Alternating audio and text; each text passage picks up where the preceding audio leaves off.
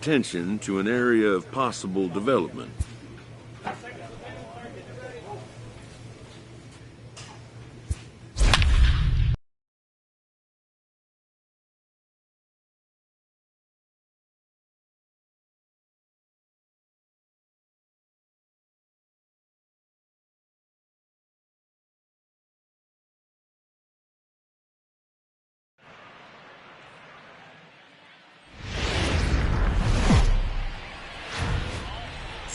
Afternoon baseball your way on a fine afternoon on the south side of Chicago. Today, the finale of this three-game weekend series between the Detroit Tigers and the Chicago White Sox. The Palehose look for the series sweep at home against their division rivals. First pitch is next. Randall Delgado starts the game on the mound for the third and final game of the series. What's your take on him, Dan? Hey, it's hard to have all four of your pitches on, but I think if this guy can have 2 or 3 of his 4 pitches and have command of them, he's going to have a really good game. Play ball, 4-4, take the base. 3.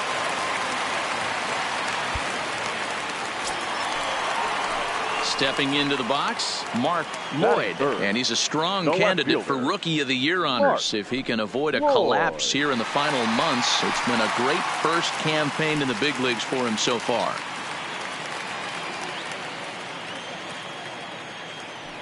Here's the first pitch to him. Shoots this one over to first, and a backhanded reach at first, but he can't flag it down. He looked a little bit out in front right there, but he's able to pull that ground ball through the hole for a single.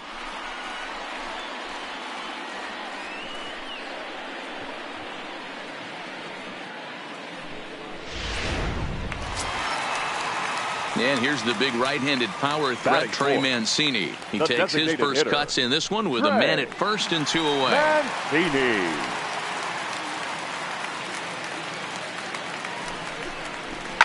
Swung on and chopped toward the hole.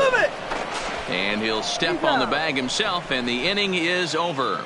An inning in the books. No score here on the show.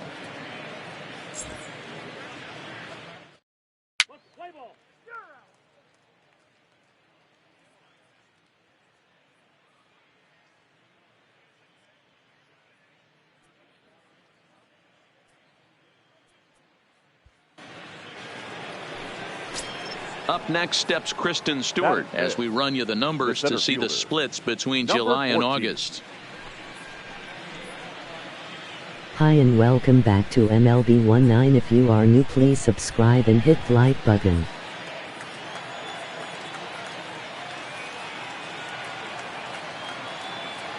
Oh, and 2 count. Here's the pitch. That's lifted the other way out to left. Lloyd is going to get there.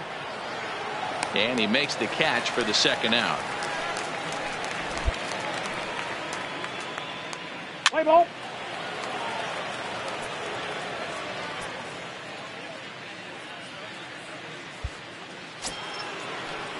So striding forward now, Nico Goodrum. His previous meetings with Randall Delgado. He's a .333 hitter, 5 for 15. He's taken him deep once. And that misses ball 1. He's out.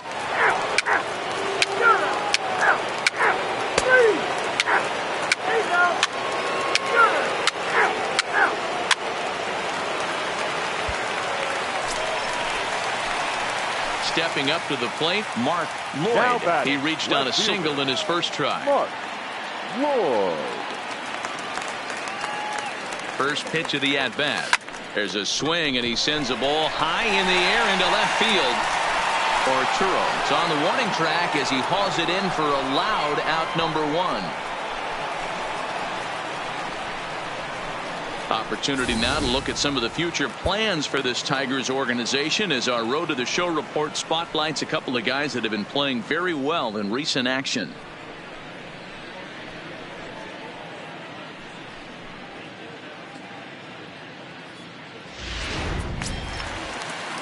And now here's the cleanup hitter for the White Sox, Now back, Trey Mancini. He got on top of one and was a ground out victim last time. Yeah, Matty, expect this pitcher to try and get the same result. That's his last at bat right here. The double play is in order. Anything on the ground, the way this defense is, they could certainly roll too. Strike one to start the at bat.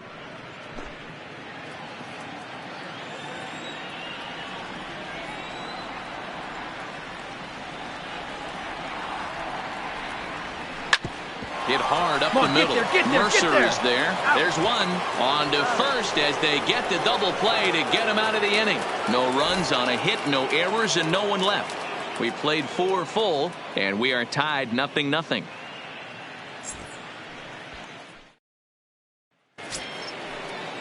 Next for the Tigers, Carlos Arturo. He singled his last time up. This game is rolling right along as we move into the middle innings with no score. You'd think by now one of these two teams would be able to get some base runners on and get them in, but that hasn't been the case.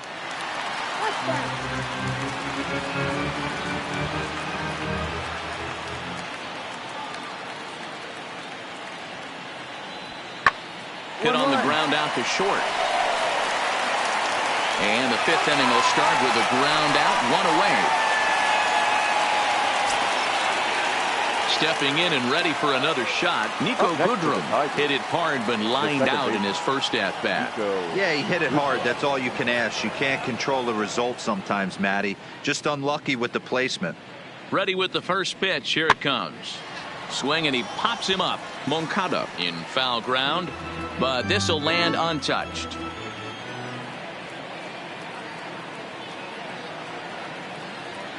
He's ready. Here's the 0-1. Oh, and a good tight slider there, and he's in command, 0-2.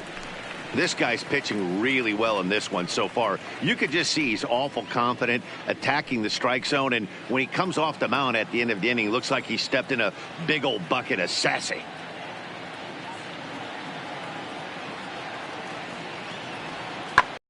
Swing and a drive hit well out to right field, and that'll get down out there for extra bases. Eat it, no running. And he'll reach second now with 1 away. Was a great job of driving that ball, extending his arms very well, was able to get it over the right fielder's head, one hopping it off the wall for an easy double. That's one of those solid hits that you don't even feel coming off the bat.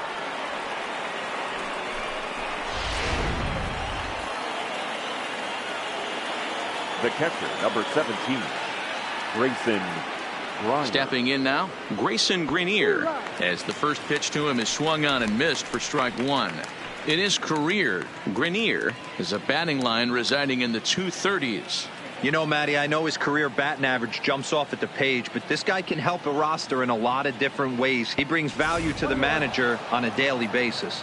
1-1 the count now.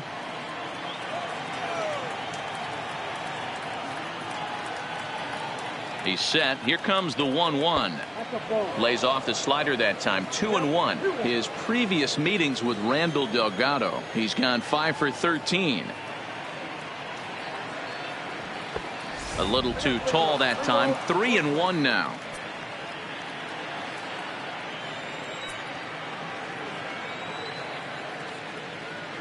The 3-1 pitch. Grounded softly down the line toward first. But this will wind up foul as he runs the count full now.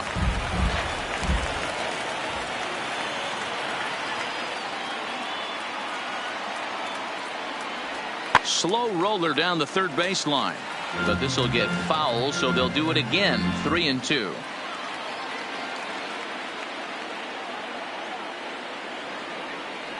He loses him on ball 4. So runners at first and second here with Now 1 batting, away. And into bat next, it'll be Jeimer Candelario.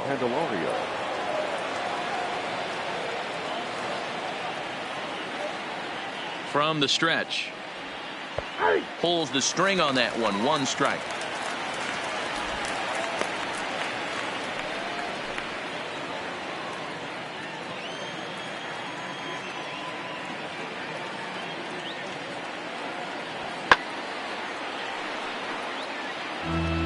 Goodrum on second. Grenier at first. 1 gone.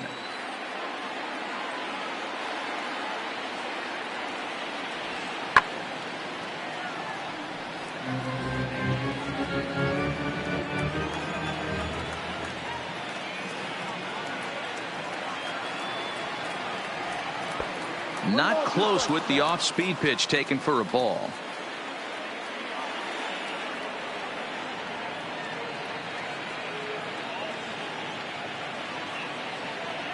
Strike three called, and now he's 1 out away from getting out of this. It's been a really rough day for this lineup. There's really no other way to say it. Not a lot of good scoring opportunities, and when they've had them, like right now, it's just been an uphill battle for them to make anything positive happen. Coming to the plate now, Andrew Tolles, and we'll see what he can do here with a pair of runners on base and 2 gone here in the 5th. He's ready. Here's the first offering. Now here's a ball hit high and deep is straightaway right field. Out of here into the visitors' bullpen.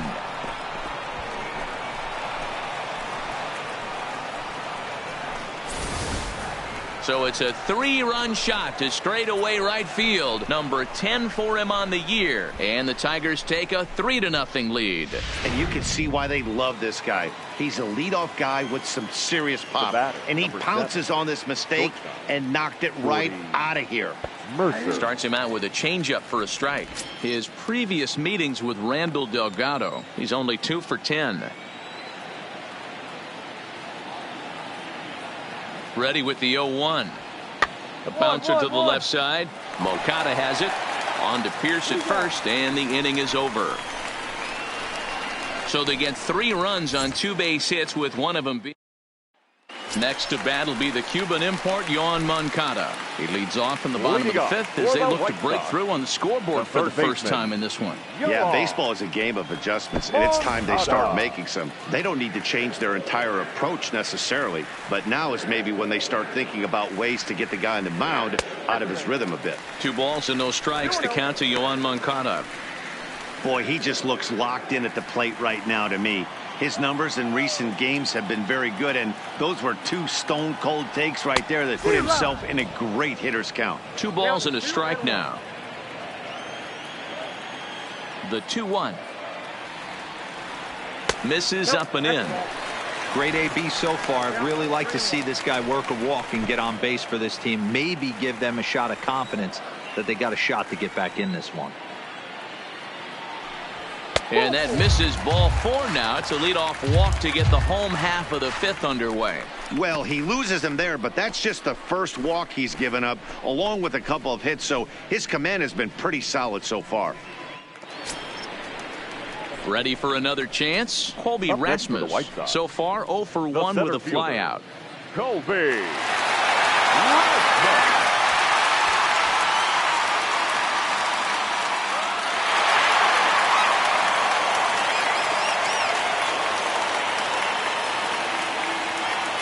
Comes set. Here's the 0-0 pitch. Now a fastball on the inside corner, and he takes a look at strike 1. Great job of getting back in the zone with a hard fastball after the walk. I think he might have let a little frustration out with that pitch.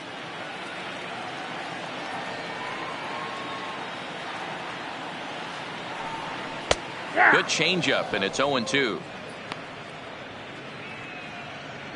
Nobody out, runner on first.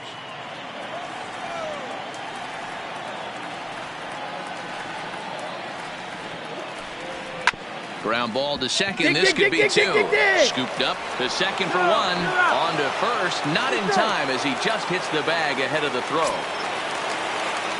Cole Calhoun will stand in now. Coming into this one against Michael Fulmer. He's totaled 4 hits in 23 at-bats. He also has 1 home run.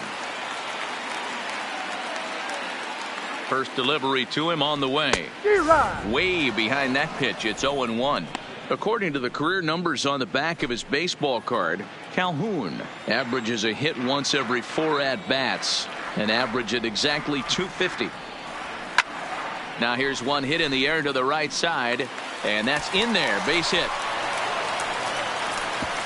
And that runner will go no further than second as there are 2 aboard now.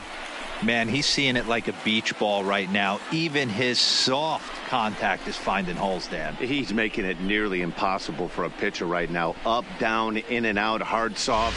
Anything you throw forward to home plate, this guy seems to somehow be able to find a Now hole. that second baseman. Into the Freddie box, Freddie Galvis, as he takes a fastball off the plate for a ball 1-0. Looking to put the ball in play here. He went down on strikes in his first at-bat.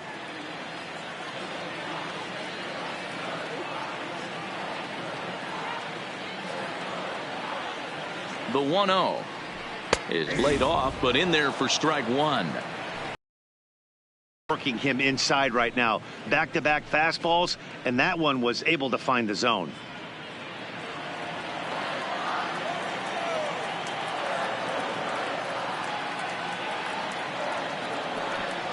Now a big fastball, and he's well behind it with the swing. All right, let's take a step back right here. He's down 1-2, 3 fastballs in a row. There is no way he's throwing him a fourth. Rasmus over at second. Calhoun is over at first with one away.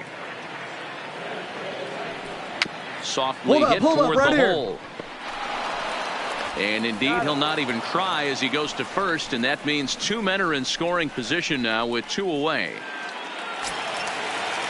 Now at the plate, Christian Vasquez. He flew out in his last at-bat. Christian Vasquez.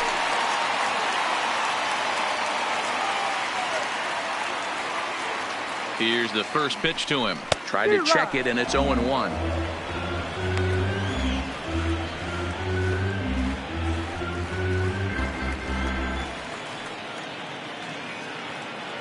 Comes set, the 0-1. A ball and a strike. Yeah, and if you get a guy flailing at a pitch like that, heck, you're going to go out there and throw that same pitch till he proves he can lay off of it. The set and the 1-1 to 1-2 now.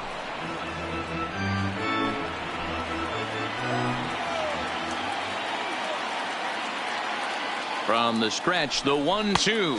And there's a fastball well off the plate inside.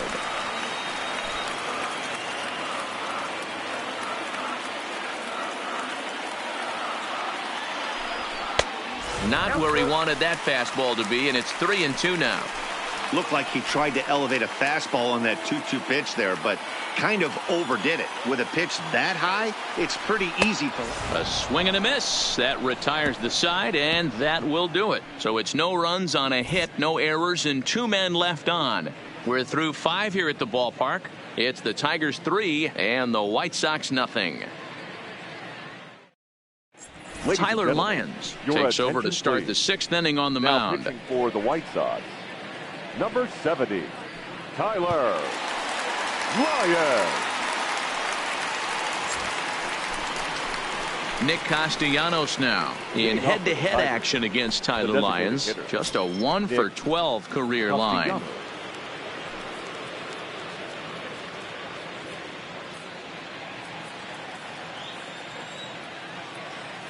First offering on its way. Line toward the alley in left center. And he will run this one down, moving to his right, and that's the first out of the inning. absolutely jumped all over that fastball, and it might have been a home run if he had any elevation under it, but it was basically right at the outfielder.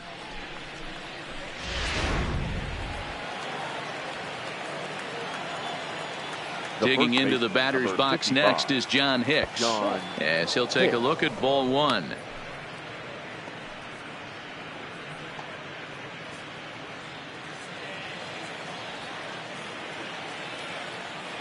The 1-0 delivery. And he misses again, 2-0.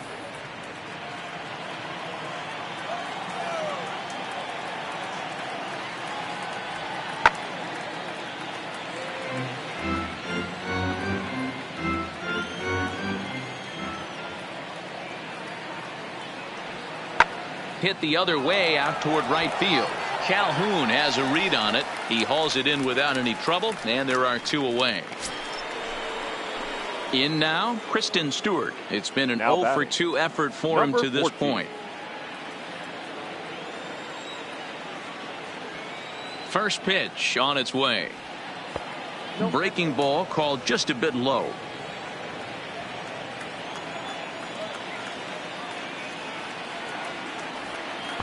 That swung on and missed. We're even at 1-1. Bases are empty here with 2 men out.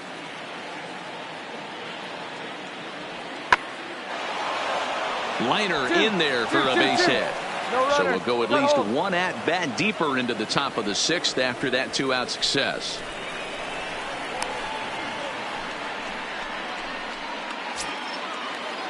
Now at the plate, Carlos Arturo. The left fielder, number 10, Carlos Arturo.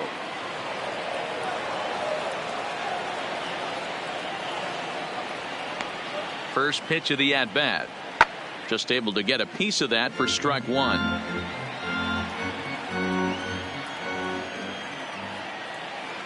The 0-1 pitch.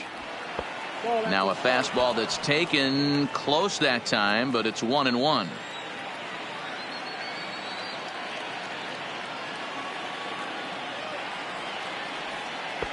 Yanked the slider across that time, laid off for a ball. Well, that's a good pitch, but you have to get a little bit closer to the plate than that. That's that big sweeping slider. If it was a little closer, you might get a swing.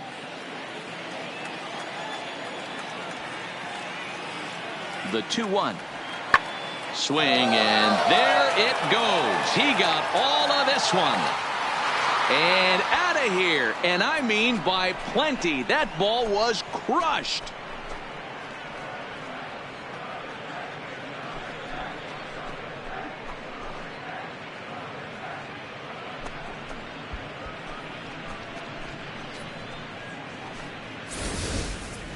Yeah, I love a team that keeps fighting with 2 outs like they did here. The previous batter gets on board with a single, and his teammate does even better with an absolute bomb. That's good baseball.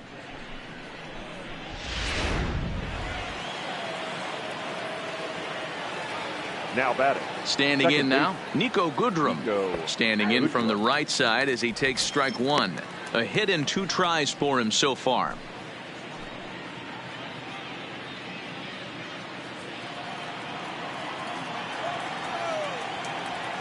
Into the windup. Here comes the 0-1. Line to the right side. That gets down, and he's got himself a base hit. So the 2-out base hit, and the top of the inning is still alive. Hey, sometimes you just got to tip your cap right there. You execute a nice pitch down in the zone, think you're going to get a ground ball or a swing and a miss, and you find yourself with a man on first. Got to regroup. Number 17. Grayson. Into the box now, Grayson Greenier. As the first pitch misses to him, it's ball 1. 0 for 1 with a run scored thus far.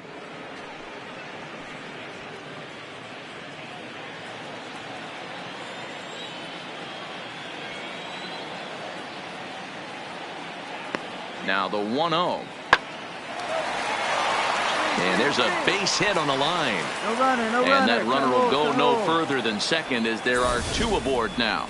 Hey, just a nice piece of hitting right there. He's able to keep his hands inside that ball, stay square as long as possible, and feed it into the opposite field for a base hit. The next batter, Jamer Candelario, as he'll take one up in the zone, but indeed in the strike zone for the first strike. Goodrum at second, Greenier at first, 2 out in the inning.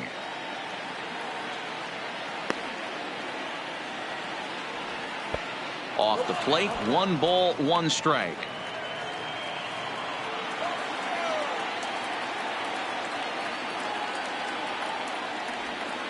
Hit out towards second. Galvis has it on to second for the force out, and the side is retired.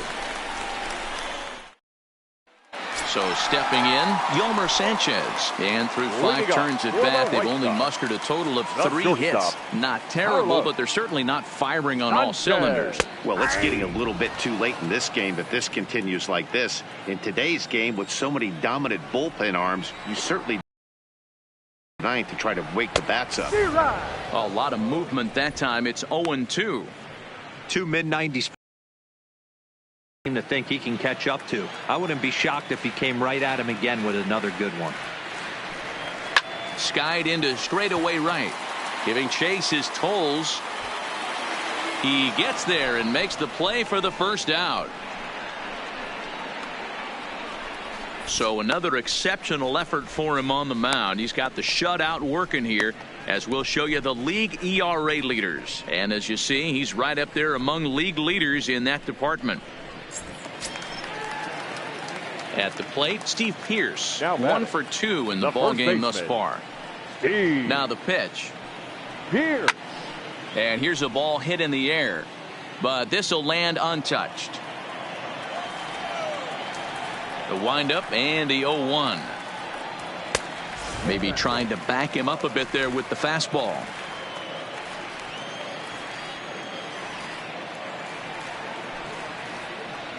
Two and one the count to the White Sox first baseman. A lot of righty pitchers will throw that two-seamer to right-handed hitters to try to jam the guy or even make some firewood. He got it in there, but that was a good take to lay off and take the ball. The 2-1 home. Taken, strike 2.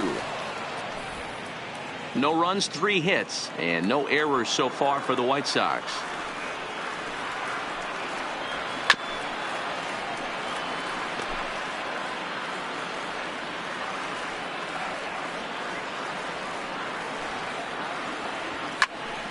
To the left side, but it's well fouled.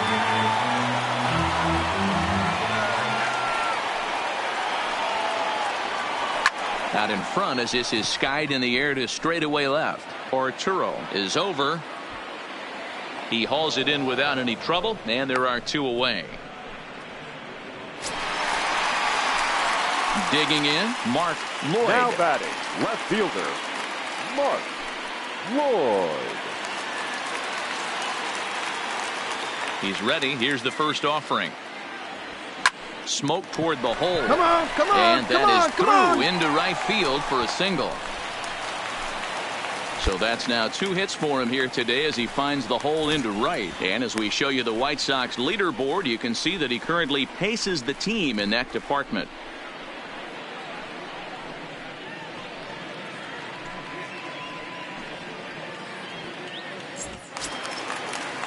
Ready now, Trey Mancini. He was a double play victim last time around. Yeah, Trey rolling into a 2-ball will eat at you for the rest of the game at least. So you know he wants to make up for it right here. From the stretch, here's the pitch. And a high strike to begin the at-bat. It's 0-1.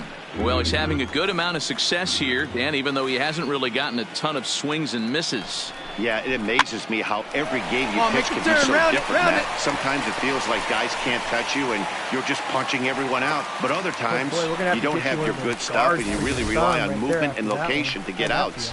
That's been the case for him today, and it's really working. Well, that's what's so disappointing as a pitcher, D-Roll. You make a really good pitch, and yet this guy's so big and so strong, he's able to muscle it into right field for a base hit. Yeah, you hand your batting gloves to the first base coach right there, and you thank your lucky stars. That's a nice AB. Comes into this at-bat 0 for 1 in the ball game.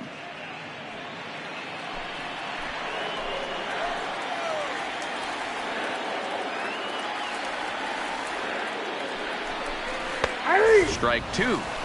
Sometimes guys get a little less aggressive pitching with a couple runners on base, but not here. That was 2 good fastballs to take control of the bat and get the count to 0-2.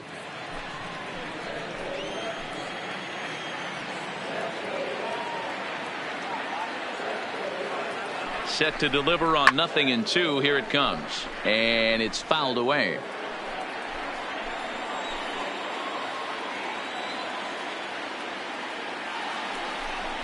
A swing and a miss as he chased with 2 strikes, and that will retire the side.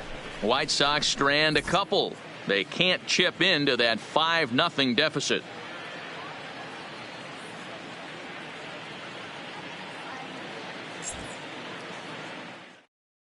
Juan Minaya is on to pitch from the bullpen now to start inning number 7.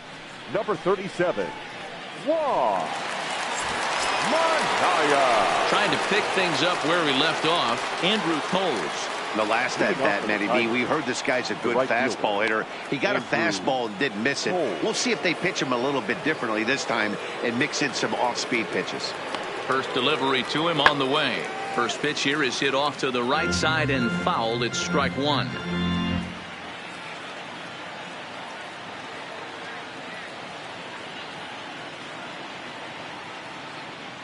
Oh, 1. Here's the pitch. And a pitch in the dirt as he lays off. It's 1-1.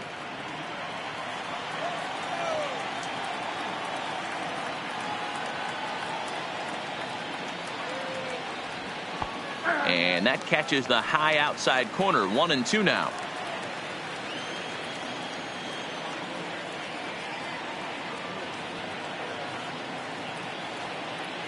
Here's the 1-2. And that's a swinging strike 3 in the dirt. Up with it, Vasquez. And he makes the throw to first. Holds is retired, and there's one away. Here's Jordy Mercer now. A hit and 2 at-bats for him at this point in the ballgame. Mercer.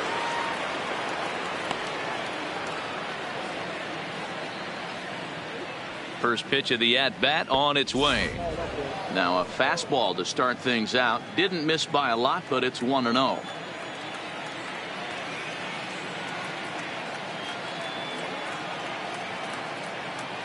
Here comes the 1-0. And a strike to even the count. 1-1. 5 runs, 8 hits, and no errors in the ballgame for the Tigers.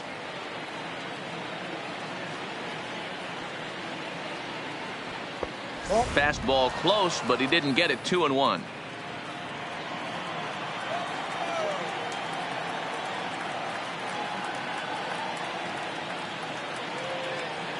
Now the 2-1 pitch.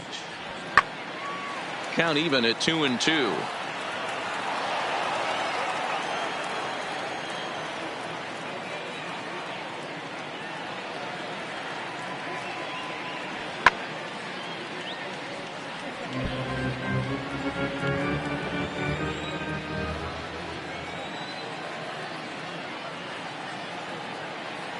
The 2-2 one more time is a fastball that misses. With the meat of the order due up next, you could probably expect to see something you can handle here with the full count as the 2-hole hitter. Good battle here. This will be the 7th pitch coming up.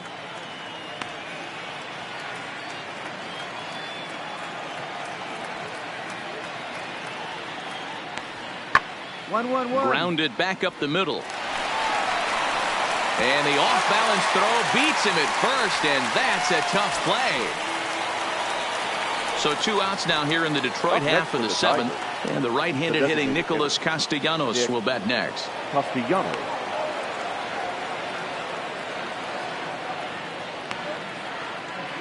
He's set, and the pitch. And he gets ahead here with the fastball. Strike 1. Hey, 2 outs, nobody on, and a power hitter up. This is where, as a pitcher, you got to use the hitter's aggression against him. Get him to fish a little bit. Something a little more out of the zone than normal.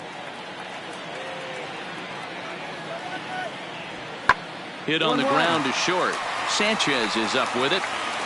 And a close play at first, but he's called out and the side is retired. Down in order go the Tigers, but they hold a 5-0 lead. 7th inning, Stretch.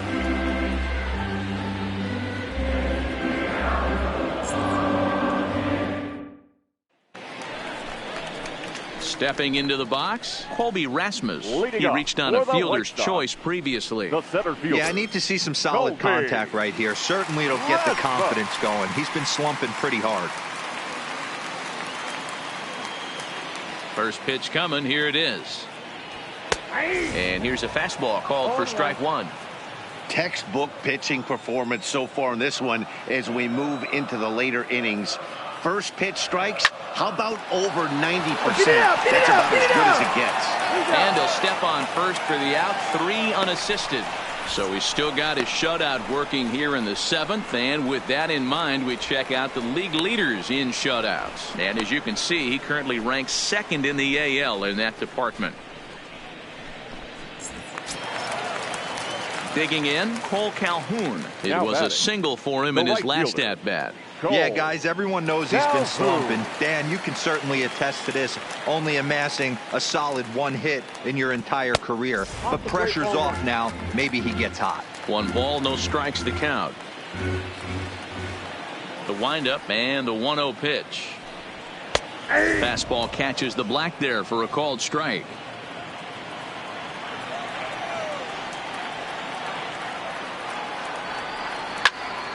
And he'll fall behind now to 1-2.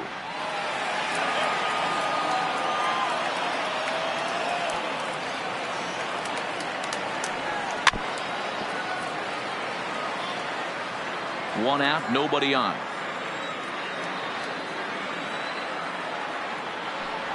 And a wave and a miss on a ball that was way out of the strike zone. There are 2 away now. The bottom third of the lineup hasn't put up a lot of resistance in this one. Pretty much has been sure outs other than that one hit. That really puts a lot of pressure on other guys to make stuff happen. These aren't the guys you usually count on, but it certainly helps if they can something productive. Ready. Galvin. First pitch on its way. Sends that one out of play for strike 1. Well, he's done a great job on the hill throughout this game, and it's something to be proud of anytime you can pitch a good game in this ballpark, especially when it's not your home ballpark. The windup and the 0-1. There's a fastball pretty close that time, but ruled a ball, 1-1. Hey, you can tell by the look on that manager's face, he's obviously frustrated right now. But it's a long season. You're going to have a lot of ebbs and flows with your offense. Does he take a step back and relax a little bit, or does he call a team meeting right after this one? And that will conclude matters here in the 7th. Down in order go the White Sox. Need to get it going soon. It's 5-0. Alex Colomé has been summoned from the bullpen as he'll do so to start the 8th. Number 48, Alex Colomé.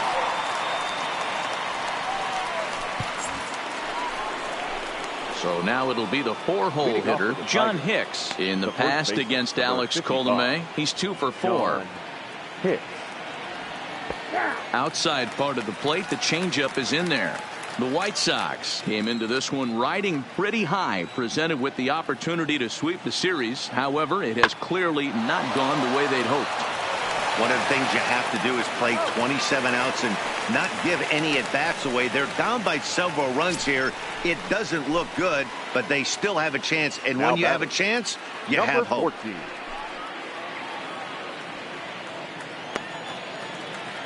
Here's the first pitch to him.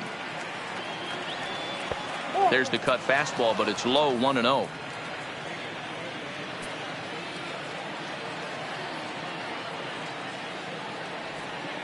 A ball and a strike. I got a ball, 1 strike. The 1-1 is swung on and missed, and that's strike 2.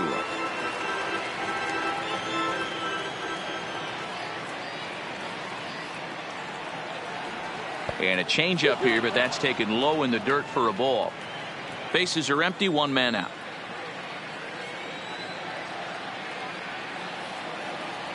A full count, 3-2 to the Tigers center fielder.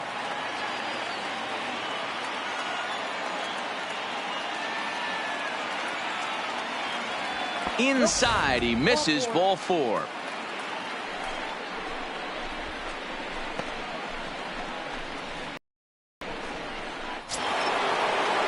Digging in now, Carlos Arturo. He homered earlier and is 2 for 3 to this point. Yeah, man, this guy flexed his muscles in that last at-bat. We heard that he has good power. That last bomb had to go well over 400 feet. He hit it a long way. A bit high there. A ball and no strikes. And when you're already down 5, the last thing you want to do is fall behind in the count when you're on the mound. That's not going to do anything to help you get back into this thing.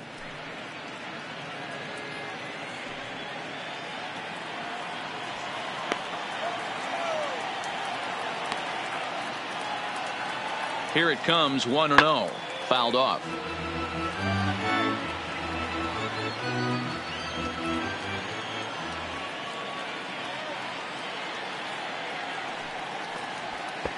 Two and 1. Those were 2 great executed pitches right there away from this batter. He can hurt you in a heartbeat. I don't think anything's going to leak out over the heart of the plate. Fouled away.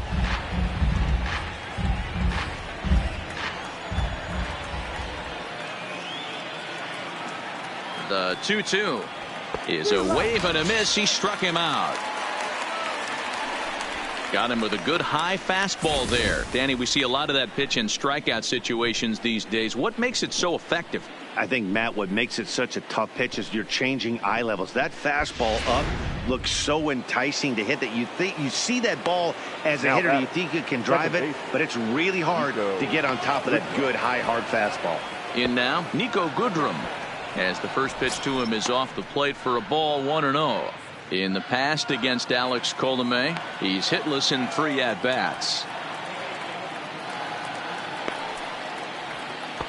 Changeup stays outside and he's behind 2-0. And the reason he's working away so much here is because he's got that big hole on the right side of the infield to worry about. With the first baseman holding the runner on, it's always smart to pitch into the defense you have behind you. Here comes the 2-0 pitch. 3-0 now.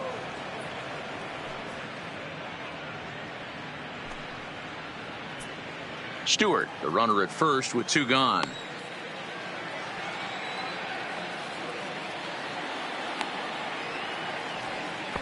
Strike taken as that one catches the outer part of the plate.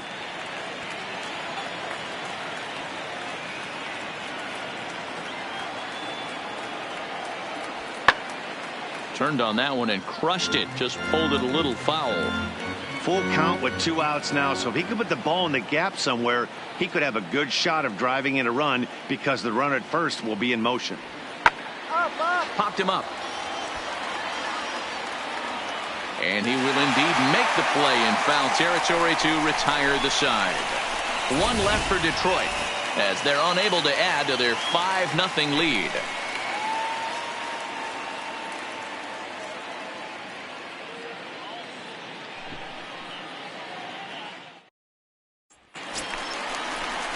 At the plate, Christian Vasquez. He flew out his first time around and then was a strikeout victim most recently. Starting to run out of time. They haven't been able to score any runs as we're moving late into this one. A perfect time for this leadoff guy to try to get on base and ignite a rally. And a half-hearted swing there as he tried to go the other way, and it's strike 1. You see that swing right there? You know what that tells me, boys? That this pitcher is doing his job right here, but also the offense is obviously not picking anything up today. 0-1 count. Here it comes. Swing, and he pops him up. Goodrum onto the grass. He's there and records the first out. So you've got to figure he's got a good chance here to finish this one off. And with that in mind, we take a look at the league leaders in complete games. And as you see, he's right up there among league leaders in that department. So digging in now, Yolmer Sanchez, 4th trip to the plate now, and he's hitless to this point. Yeah, he and his teammates have really been shut down by some very good pitching in this one. Been fun for a guy like me to watch. Ball 1 to start the at-bat.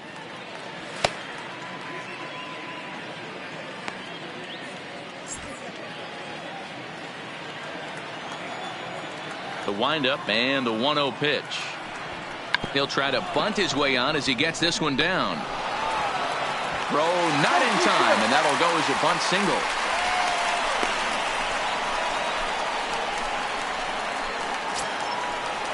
Here's Steve Pearce now.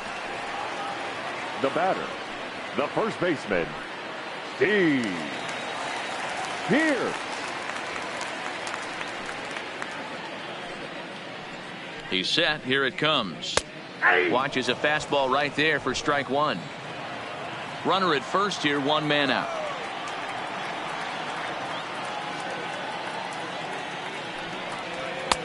Pulled the fastball down a little too much there. That's ball 1.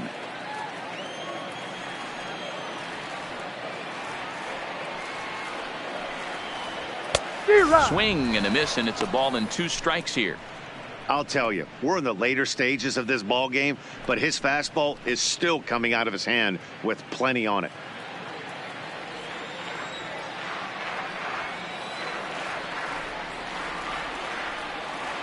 The 1-2 lifted into the air to shallow center. Stewart on the move. He makes the running play. 2 down. At the plate, Mark Lloyd. Now batting, left fielder, Lloyd. Ready with the first pitch. Here it comes. Popped up. Candelario over to his left. And that's the third out. Kelvin Herrera enters from the pen to start the ninth inning as he'll try to keep the score right where it is heading to the bottom of the ninth. Kelvin. Settling in now, Grayson Greenier. Last time through was a base hit. From the stretch, here we go with inning number 9 as the first pitch misses for ball 1.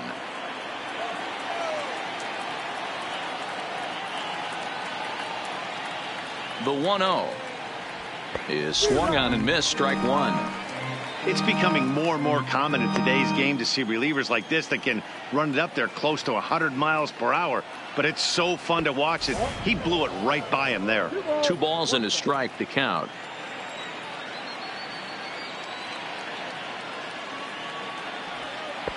To 2-2 now.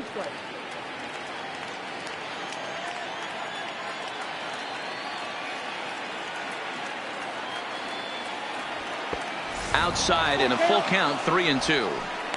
You do not want to walk the 8-hole hitter. It just opens up so many options. Do we bunt him over to second with the 9-hole hitter? Do we try and play for that big rally with the top of the order coming up? This is a huge pitch. You can't allow this guy to walk. And a swing and a miss on the fastball, and there's the first out here in the ninth. Well, we'll see a lot of these power arms coming out of the bullpen in these days, but it doesn't make it any less impressive to me. I love watching guys come in and blow smoke right by guys. Now batting, third baseman. Stepping in now, Jeimer Candelario. As he takes a called strike on the black, it's 0-1. He could really use a knock here. 0 for 3 in the game so far. Here comes the 0-1. And he fouls this one off. 1 out, nobody on.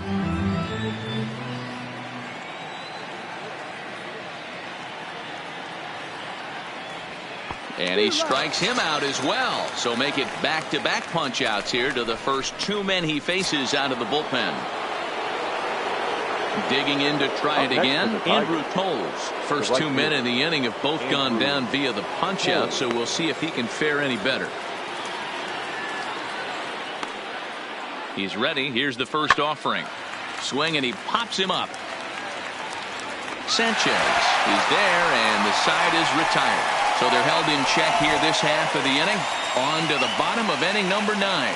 4, 5, and 6 coming up.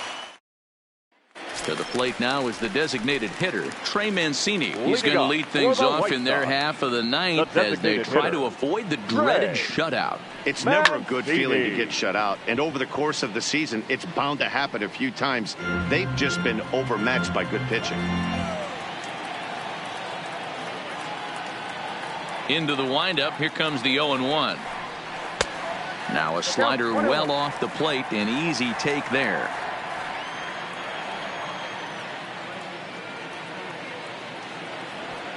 Oh, good action on the 2-seamer there, and it's 1-2.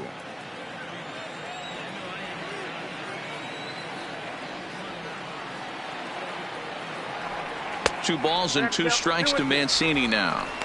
A great take on that slider away right there. But I'm thinking in that situation, that pitcher's got to execute a little bit better. That was almost a non-competitive pitch.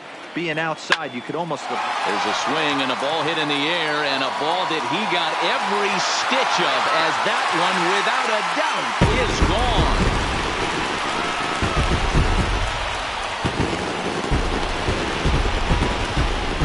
So it's a solo shot to dead center, and even 20 home runs for him now thus far. As they get on the scoreboard here, it's 5-1.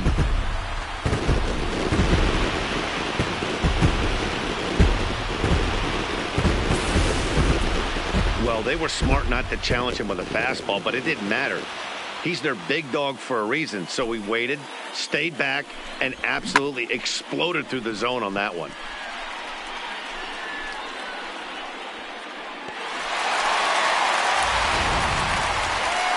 Now here comes Ron Gardenhire up out of the dugout, and he's going to make a move, as that's going to be all for his starter this afternoon. So he'll leave after 8 strong innings, as he couldn't quite make it a complete game, but he's in line for the victory nonetheless. Amuri attention, Rocha please. is ready, and he'll Now take the pitching ball for from the Tigers. manager. Number 4, Amuri Rocha.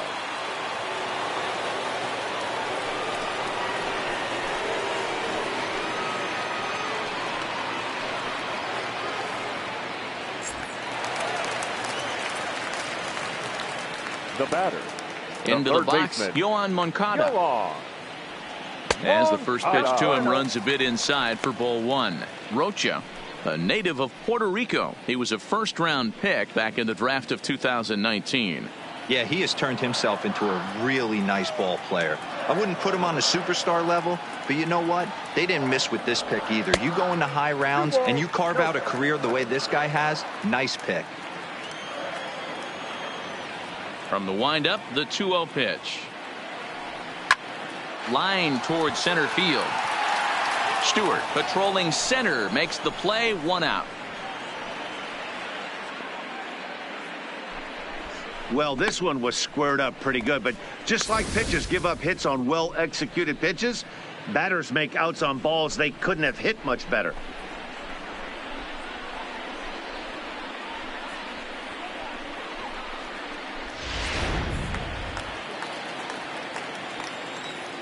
Now batting. Here's the center fielder now, Colby Rasmus. Colby. As he pops the first pitch foul behind the plate. He's hitless in 3 at-bats to this point.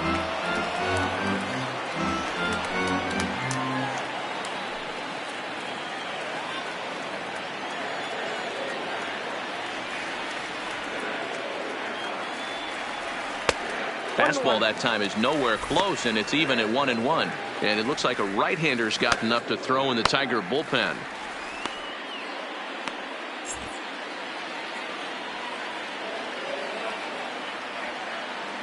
Now the 1-1 pitch. And he gets a piece of it here, but it's chopped foul. A ball and 2 strikes. Here's the pitch. They try to come in with the fastball, but it's too far in, and it's even at 2-2. When you've got a guy that throws a good two-seam fastball, you have to be ready for him to try to run it inside and jam you. Good job to lay off that one, but I wouldn't be surprised if we see it again. Back up the middle, and that's through for a hit. That's got to be frustrating for the pitcher right there. He's well aware of who's having great seasons and who's having the tough seasons at the plate for the opposition. This guy put him in the tough season bucket, and he just gave up a knock to him. Into the box, Cole Calhoun. He looked to bounce back after striking out his last time up. Yeah, and kind of shocked he got blown away with a fastball. You could tell he was late on that one. And we'll see if he tries to cheat to something this AB. Throw the batter's game plan off a little bit. He thinks sinker's coming. Double play situation. He gets the ordinary fastball. He's got to be thinking what's coming next. Way inside with that one. A pretty easy take there. Rasmus, the runner at first with 1 gone in the inning. A ball and 2 strikes.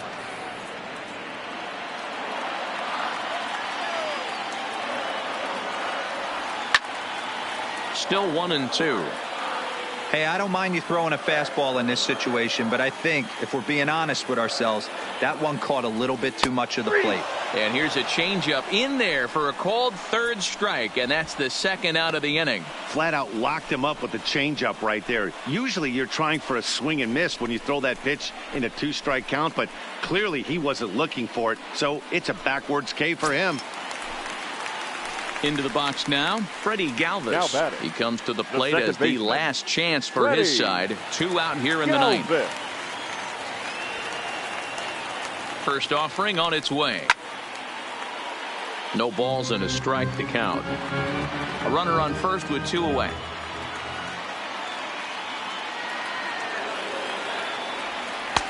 And a good job to lay off the fastball. They're close, but it's 1-1.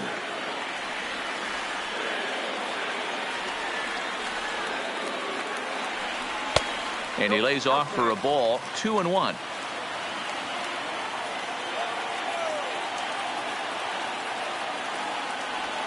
swing and a miss, and they're up against it now as they're down to their final strike of the afternoon.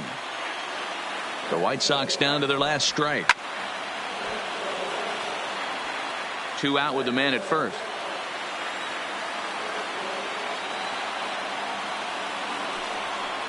Hit hard back up the middle. Backhanded.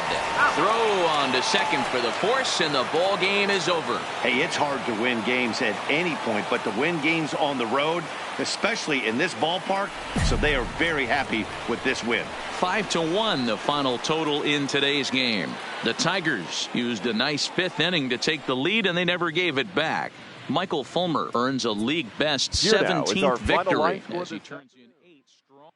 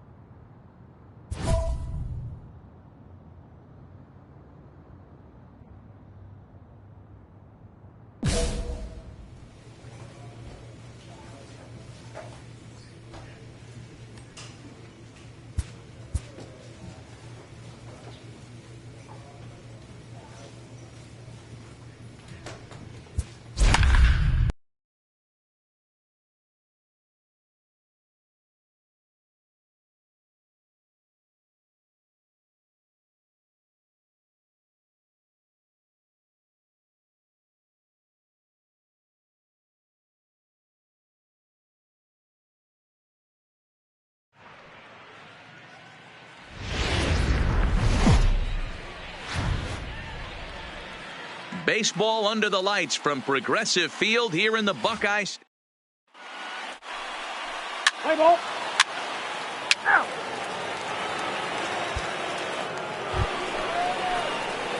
Coming to the plate now, Mark Lloyd. And he could give his guys an early lead if he can come through here.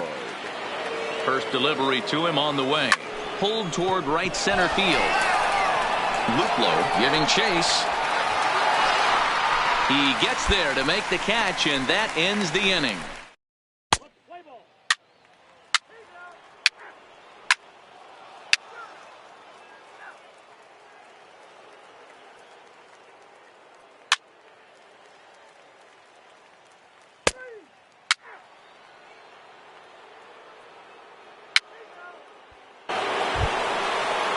Into the box now, Yomer Sanchez. He reached on a single in his first try. And the pitch. And a first pitch sinker is over for strike one. Play ball. Ball 4. Pitch away. Striding into the box, Mark Lloyd. He flew out in his last at-bat. Almost, Matty. Almost went deep his last AB. Certain. And we'll have to leave it there as the play is made here to end the inning. Striding in for the Indians, Diego Herrera. 0 for 1 here in the early going. The left fielder, Diego. This one's down to third. Camargo picks it up cleanly. Throw to first is in time for the first out. Standing in, Rich Matlock. He singled his last time up. Baseman, Rich Matlock. Ready with the first pitch. Here it comes. Fastball on the first pitch, and it's taken for strike one.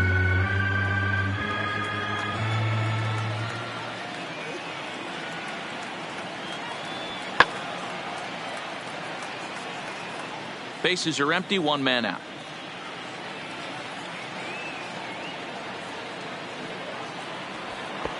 Tried to throw the fastball by him, but it's high, 1-2. Now there's your textbook waste pitch right there. Try and get the eye level up. Let's see if he comes back with another fastball elevated or drops a hammer off. Looking for the strikeout. Here's the 1-2. Hit down the third baseline. But this is a foul ball as the count holds steady at 1-2. That was a nasty pitcher's pitch right there. Most guys strike out on that one. He was able to scramble out a little bit and give him another chance. And hopefully this pitcher misses over the heart of the plate. So he racks up the swinging strikeout on the breaking ball. Rich Matlock becomes the second out in Now the bottom batting, of the third. Third baseman, Jose. First offering on its way. Ramirez. And a fastball in the dirt that's taken for a ball. Striding in once again, Now Kevin batting. Plawecki. The catcher, Kevin Plawecki. Pulls this one in the air out to left. Moving under it, Lloyd makes the catch, and that'll retire the side. In order go the Tribe. They trail this one 1-0. Leading off to the right side. The left Now field. in the box, Mark Lloyd. No Lloyd. hits in 2 trips to the plate for him in the ball game. Lifted down the line in left. And this will wind up a foul ball. The windup and the 0-1. Grounded to short. And a close play at first, but a great stretch that time as they get him by a step for out number 1. And here's the big right-handed power threat, Trey Mancini. He was retired via the ground ball last time up. Here's the first pitch to him. A ball and no strikes. Well, it's been a good outing so far, but he hasn't really racked up the strikeout totals that you might think, Dan. Yeah, but for him, Matt, he's more of a pitch to contact kind of guy, and obviously it's working so far. And the way he pitches is swung on and driven out to right center field. A ball that's well hit, and it's gone as they add still another. Boy, that's a late mistake that could prove to be. Here's Carlos Santana now. 1 for 2 with a double on the ledger so far. Santana. This is lifted out to left. Lloyd is right there as he puts it away. No problem for the first out. Leading off the inning, Mark Lloyd, as they'll look for some added insurance before the bottom half of the inning. To right field and deep. Look at this thing go. And gone. An absolute bomb.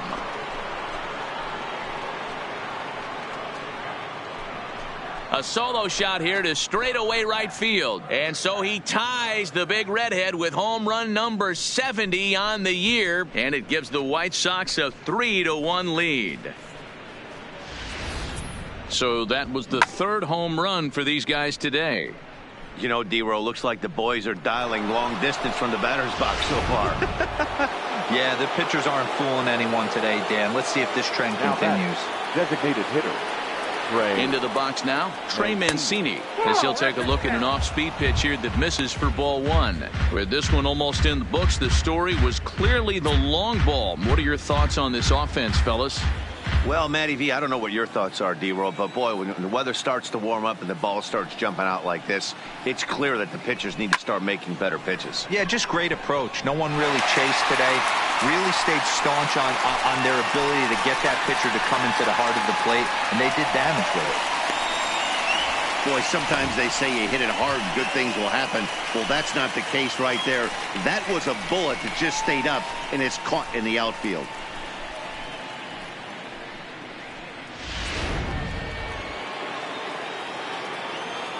Now batting, third baseman, Johan Camargo. And the next in is Johan Camargo, as he'll look at a changeup that drops below the knees for ball 1. He could really use a knock here. 0 for 3 in the game so far.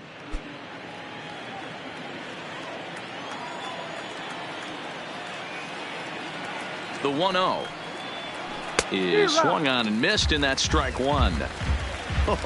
That changeup came in at 89 miles an hour. You know a guy throws hard when his off speed is in the high 80s.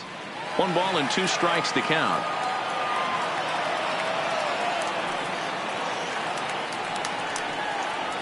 Oh, and you can tell he wanted to hold off, but he swings through the inside pitch anyway, and he becomes out number 2. So striding in, The Colby batter, Rasmus. the He center struck fielder, out swinging in his Colby last trip to the plate. Rasmus.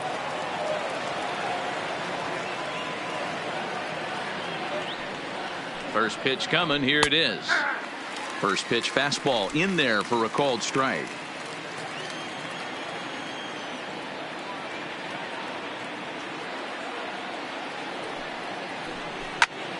Into the corner and slicing foul. 3 runs, 10 hits, and no errors so far for the White Sox. Oh, and he dusted him off the plate that time. Some mind games being played now. It's 1-2.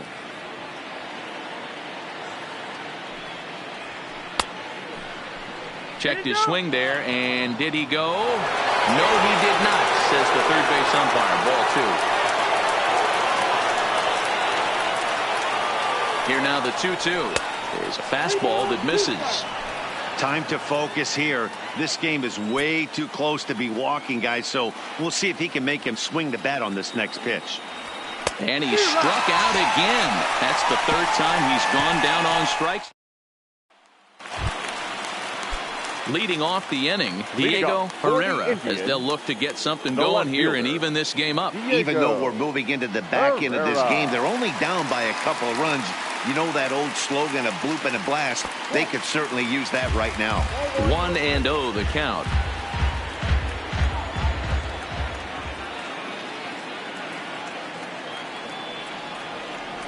Here comes the 1-0. And it's fouled away.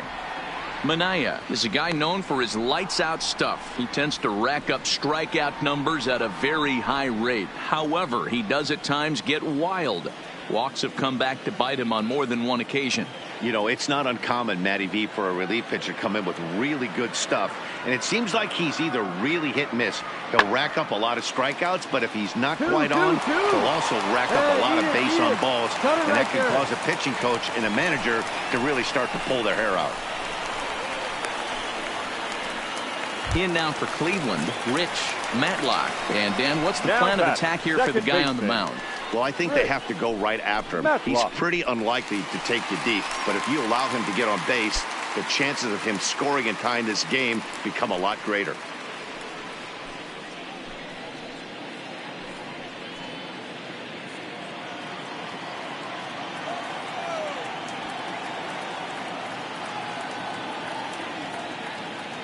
First pitch on its way. There's the fastball that gets the lower part of the zone, called for a strike.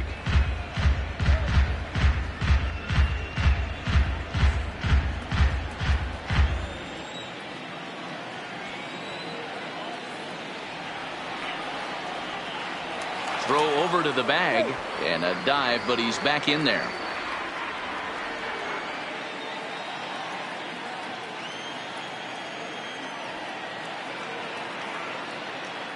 And again a throw and the runner back.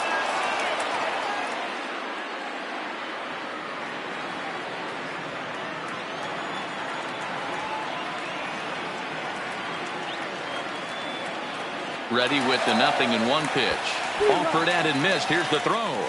Is going to be far too late. That's a stolen base. Well, they threw over there multiple times thinking he was going to try to swipe that bag, so they were onto him, but he just waited it out and took off when he had the chance. Nice job of base running there. Pulled high in the air out to left field. Lloyd is in pursuit. He makes the catch. A great effort to get there and record the first out of the inning. Now batting, Jose Ramirez. He got on top of one and was a ground out victim last time. I mean, what a diamond in the rough Jose Ramirez has been for Terry Francona and the Cleveland Indians. This guy burst on the scene in 2016, just absolutely set that lineup on fire. They were looking for a guy to bail out Michael Brantley, and the production they would miss from him in the lineup, and Jose Ramirez filled that admirably. Vasquez is under it. He's got it, and there are 2 down now. Alex Colomé enters here looking to get the final out before the 9th inning. Chicago, number 48, Alex Colomé.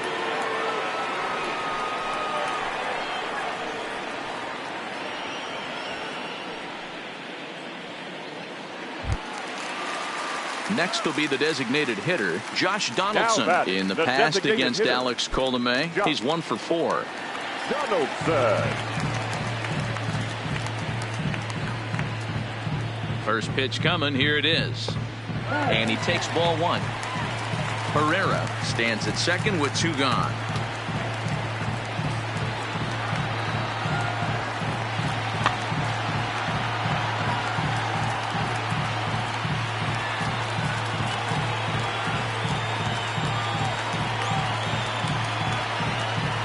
The 1-1. Here's a shot to left field and deep. Look at this. That one is out of here. This game is tied. Yeah, he's been producing at the plate all year, so this should come as a surprise to nobody. But just because it's expected doesn't mean it's any less impressive. One swing, and we are tied.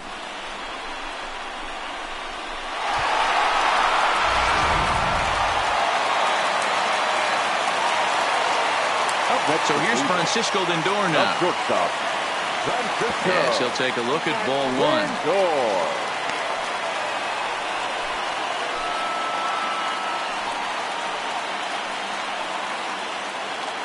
Both teams with an even 10 hits in the ballgame.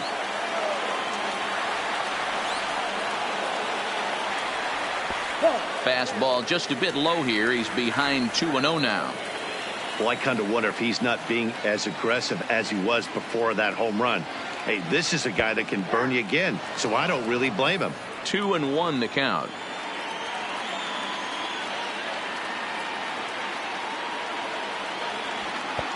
And it looked like the fastball got away from him there. Carlos Santana would be next.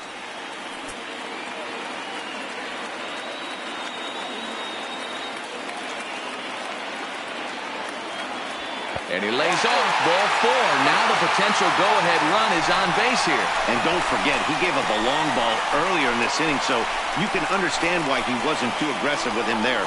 When he got him to 3-1, he wasn't too anxious to challenge him.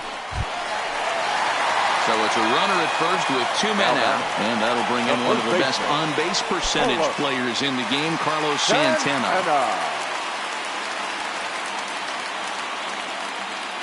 First pitch of the at-bat. And he takes a cold strike, 0-1. If you know you got a real patient hitter at the plate, I love the mindset of this pitcher right here, attacking the zone 0-0 and getting ahead. Well above the letters with the fastball that time.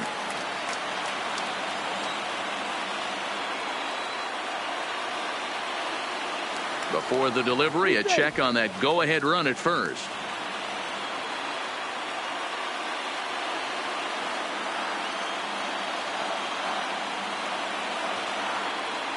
The 1-1. And that misses. 2-1.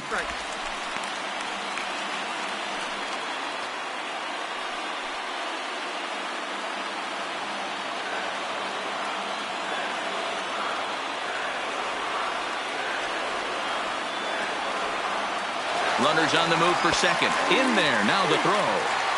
And he is out at second. Caught stealing to end. Here's Steve Pearce now. Leading off for the White Sox, the first baseman, Steve Pearce. First delivery to him on the way. Ninth inning begins as the first pitch is taken for ball 1.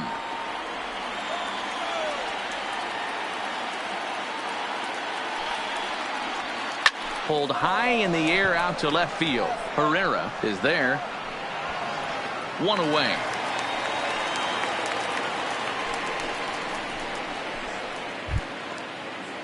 Stepping in, Christian Vasquez. He's got a hit in 3 at-bats to this point. Christian Vasquez. Here's the first pitch to him. Good slider there. Gets a swing and miss. 1 out, nobody on.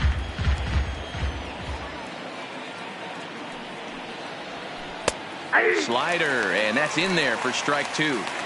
So back-to-back sliders for strikes. Does he come back with yet another? Normally not a good pitching plan to throw the same hitter the same pitch 3 times in a row, but both of those sliders back-to-back were so good I might just go ahead and try to throw another one. 1-2 to the White Sox catcher.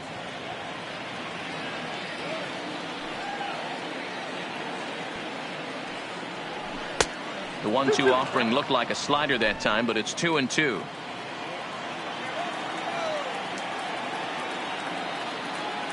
Here now the 2-2 is swung on and missed. He got him. I think he had his mind made up. He was swinging the bat and trying to protect before the ball even left the pitcher's hand. That pitch wasn't even close. He would have needed a flagpole to hit that one.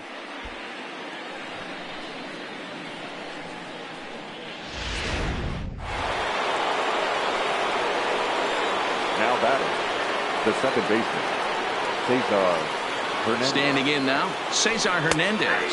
Batting left-handed here as he takes a look at strike one. 2 hits in 4 attempts to this point.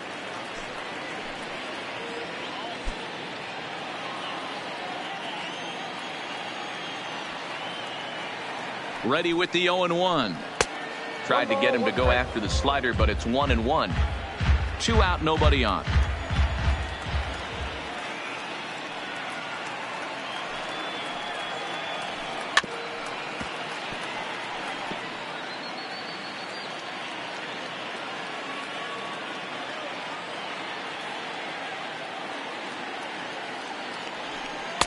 Good plate discipline to lay off the slider that time, and he draws even at 2-2.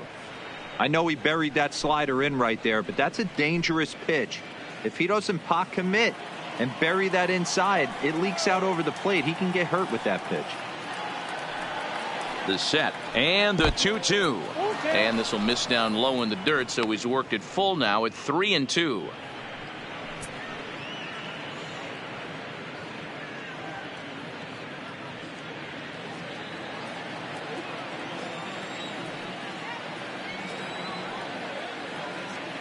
Three-two pitch. This one's down to third. Throw on to first gets him, and the side is retired. 1-2-3 go the White Sox. No change in the score. It's 3-3.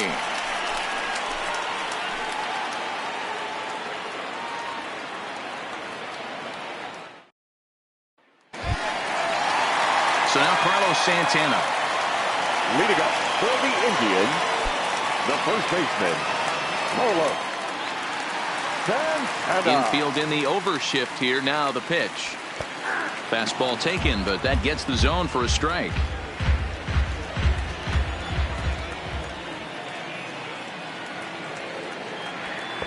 That's taken. Now it's 0-2.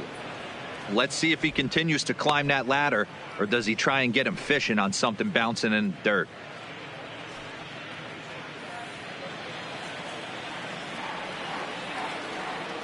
Oh, and 2, here it comes. And he wasn't going to hit that one with an or. The strikeout, and there's one gone. This is what a power pitcher will do to you if he executes his pitches. That was a 3-pitch strikeout, and with the kind of stuff that he has, it's not uncommon for him to absolutely dominate certain guys. Now batting. And next will be the versatile Tyler Naquin, as he'll take strike one on the inside corner. He's working on a 1-for-3 thus far.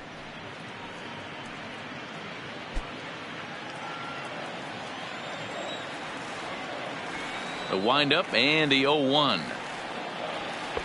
Swing and a miss, and he needs a little discipline here. 0-2.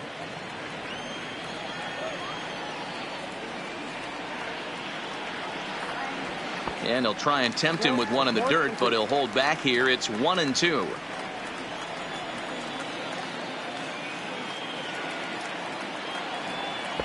And a good take there. Close, but it's 2-2. Bases are empty, 1 man out. Got him swinging. Chased it well out of the zone, and there are 2 gone. Jason Kipnis will get the call to pinch hit here, as we'll see what he can do with 2 out and the base is empty. Jason Kipnis. And a ball, 1-0. 1-0.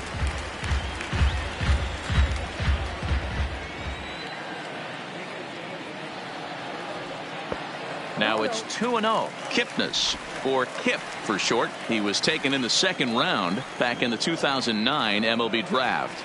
Yeah, he has turned himself into a really nice ball player.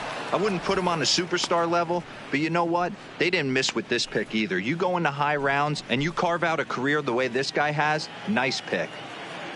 Bases are empty here with 2 men out. Looked like he got fooled on the speed there. 2-2.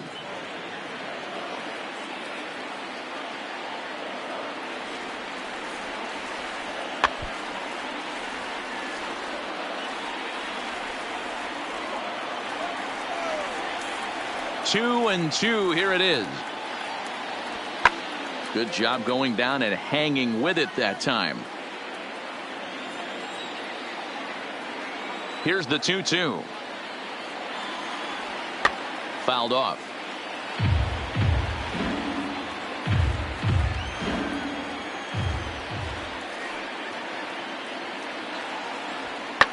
This is popped up. Straight up. Colome waits on it. And no problem with that one as we are headed for extra innings. So they can't get that winning run home, and that means we'll have to go a little longer tonight to find a winner. 10th inning coming up, and we are all tied at 3 apiece. Nick Whitgren takes the mound as he'll be the first man to pitch here in extra innings. Number 62, Nick Whitgren. Bradley Zimmer is into the game as a defensive replacement now as he takes over in right. Bradley Zimmer. Digging in the switch hitter, Yolmer Sanchez. He was punched out looking at strike 3 last time through. Yeah, Matty, and hopefully he got it out of his system, especially now he's got to bear down. He gets the 2 strikes in this spot, has to put the ball in play. Ramirez is up with it. Oh, and he overshoots his first baseman as it's over his head.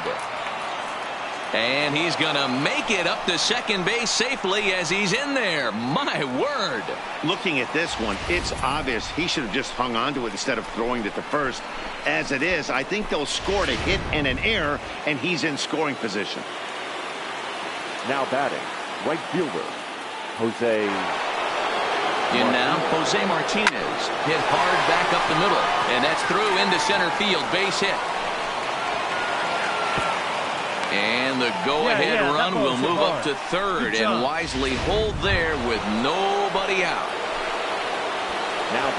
Now to the plate, Mark Lloyd. He has the possible go-ahead run only 90 feet away at third base. And that last at-bat when he went deep, he turned around a pretty good fastball. So I'm kind of thinking this guy's a good fastball hitter. So I might want to move that ball up and down and in and out and try not to throw it right down the middle of the plate. Hangs on him a bit that time as it's belted out toward deep center field. The catch is made. Here comes the go-ahead run for the plate. And the runner from third crosses the plate. It's a 4-3 game.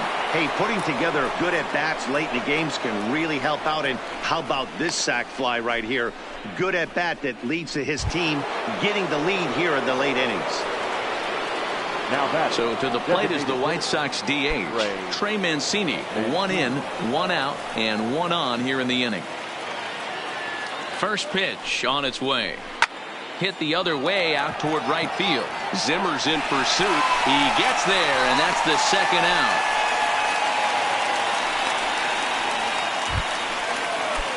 Digging in once again, Johan Camargo, as the switch hitter will take his cuts left-handed here.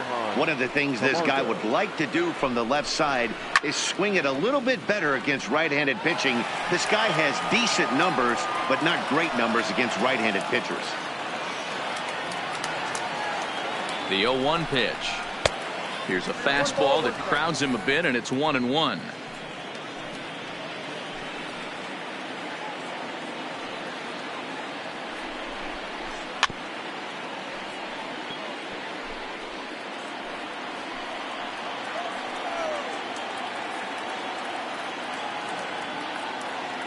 The 1-2. Right side hit hard. And that's in for a base hit. Finally, make him 1 for 5 now. And that runner will go no further than second as there are 2 aboard now. He looked a little bit out in front right there, but he's able to pull that ground ball through the hole for a single.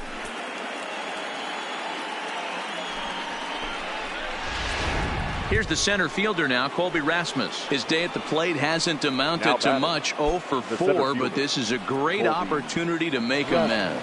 Well, when your team really needs you, like they need it right here, you have to be able to put your personal struggles out of your mind. Right now is all that matters. 1 ball, no strikes, the count.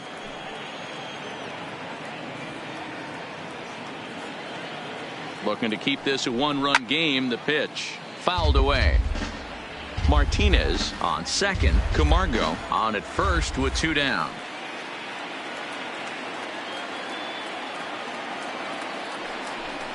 There's a swing and a high deep drive headed for the right field corner, and that's going to wind up hooking just a bit foul, so a missed opportunity there. Ready with the 1-2. Now about a 58-foot breaking pitch that he wisely lays off here. He executed that 1-2 curveball pretty well. I think it's right where he wanted it to end up, but he couldn't get him to chase at it. We'll see what they go with now after that didn't work out. Count all the way full to the White Sox center fielder. Well, no doubt in my mind, this has been the at-bat of the night so far.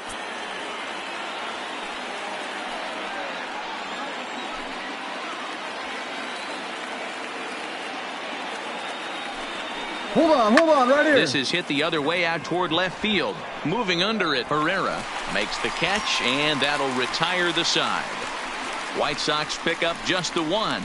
So now we'll see if these guys can get even in the bottom of inning number 10. And the White Sox are out in front 4-3.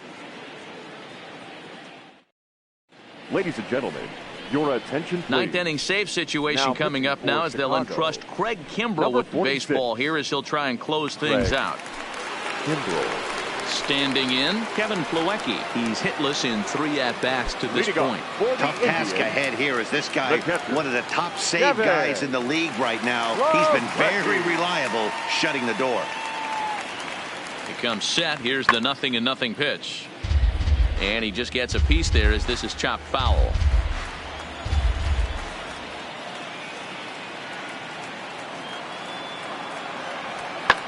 Hit sharply on the ground. And the throw to first is in time, 1 gone. And that was a no doubles defense in action right there, and it paid off big time. That ball was scorched, but the third baseman was guarding the line more than usual to prevent an extra base hit, and it ended up being pretty much right at him. That's good stuff.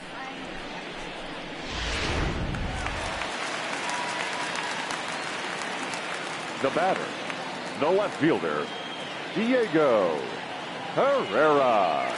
Into the box, Diego Herrera, as he'll look at a fastball too high for ball 1.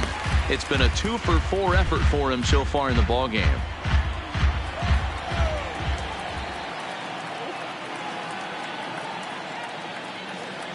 The 1-0 home is a sinker that dips below the zone for a ball. 1 out, nobody on.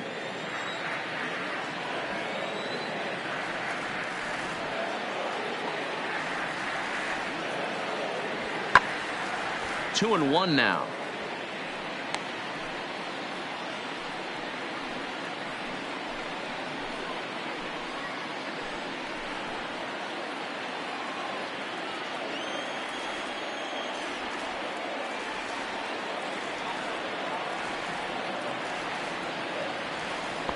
Changeup laid off down around the shins. Rich Matlock waits on deck.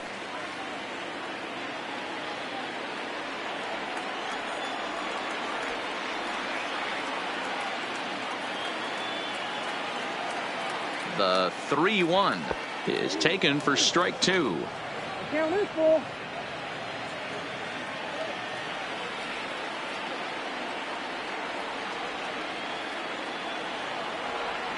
3-2 pitch. A swing and a ground ball to third. Camargo brings it in. Throw, and he's called out on a close play at first. Digging in, Rich Matlock. He's 1 for 4 for the game. Rich Matlock.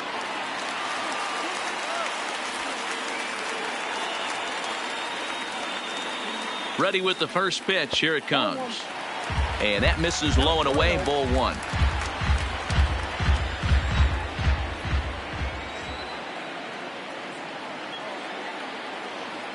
The 1-0. And he fouls this one off.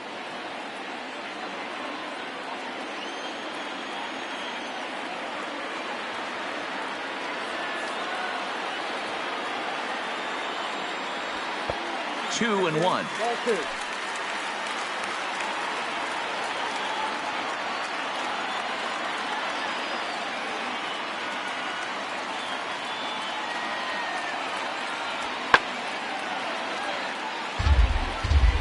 Two out, nobody on.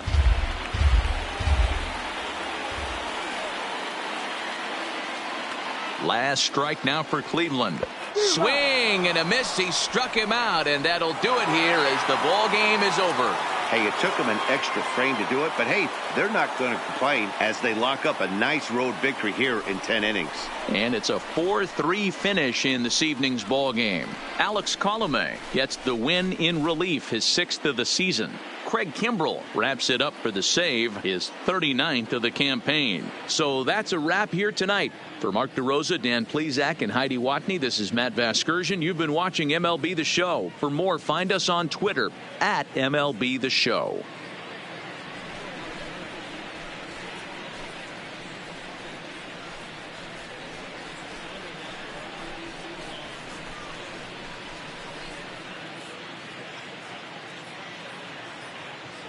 Our final line score tonight.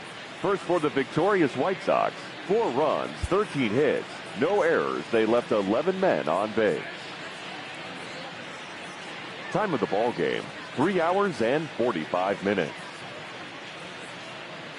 Tonight's paid attendance at Progressive Field, 35,041. The Indians thank you for your continued support and remind you to please drive home safely. Thank you and good night.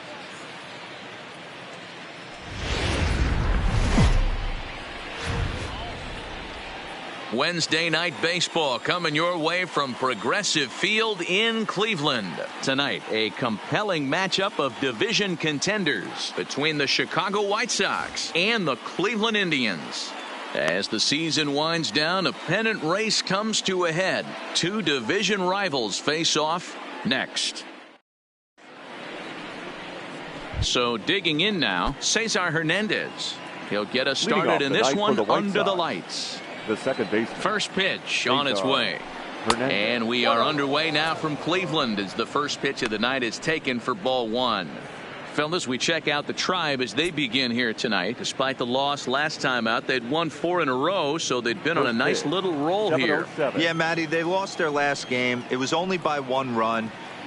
They should be able, those are the tough ones, but they should be able to put this one behind them.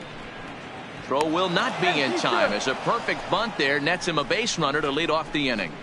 I mean, that is the epitome of just a beautiful bunt right there. Putting it in no man's land. No play to be made.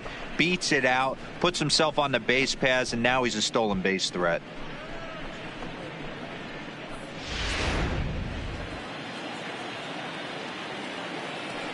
Batting second, the shortstop. Stepping in now, Yolmer Sanchez, as he'll watch one miss down and in for a ball, 1-0. He'll enter play here with an average just over 250, 6 home runs and 31 RBIs.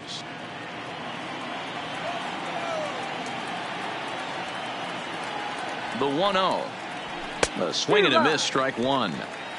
And there are the umpires working this one. Calling balls and strikes is Mr. Patrick Johnson.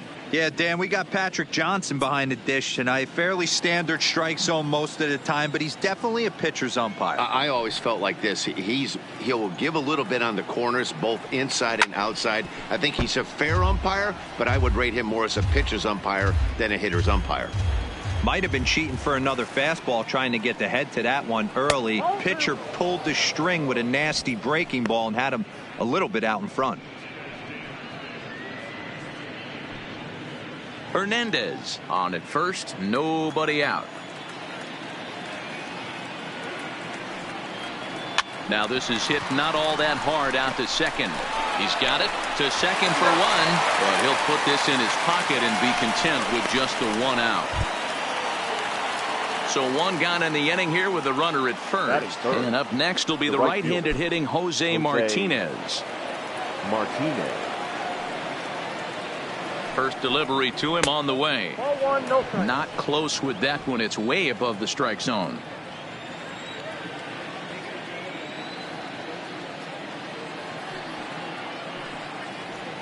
Now a ball lined to the left side, but foul.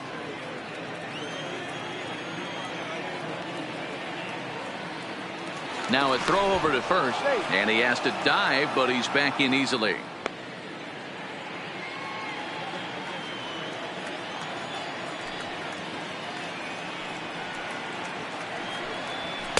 And it's 1-2.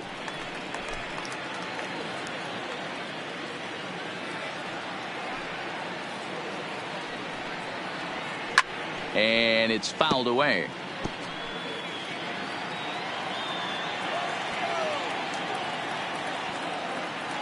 The 1-2 misses for the second ball. Well, one thing about him, he's an absolute grinder at the plate. You can pretty much count on him battling at the plate every chance he gets. The 2-2 is a swing and a miss. That's strike three. Now a moment here to check out the White Sox starting lineup. Dan, who do we keep an eye on? You know, I think they have to be looking for more out of Colby Rasmus. 0 for 5 in his last game, and I know a lot of people don't panic about a game like that, but he just hasn't looked very good. Not a lot of confidence coming out of this guy right now. Maybe this is the game that can get that confidence turned back around and get him turned back around. Next will be the cleanup hitter, Mark Lloyd. He went deep in the contest last night.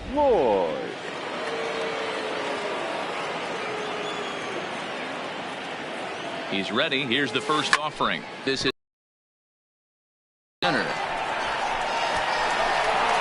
Naquin will get there, and he puts it away to retire the side. One hit, one left. White Sox nothing. Indians coming to bat. You're watching Major League Baseball on the show.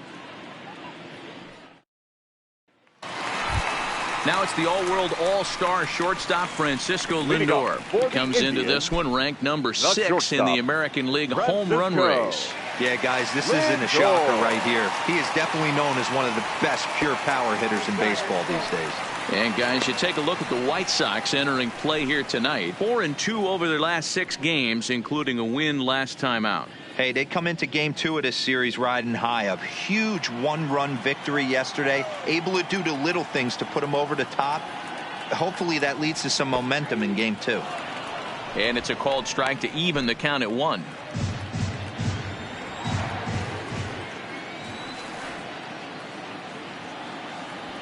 Two and one now to the Tribe's leadoff man. Right there is a temptation pitch. Power hitters like this are looking for pitches that they can drive. So that may have been one where he was trying to get him to chase up above the zone a little bit. Into the windup. Here's the 2-1 pitch. Fouled off.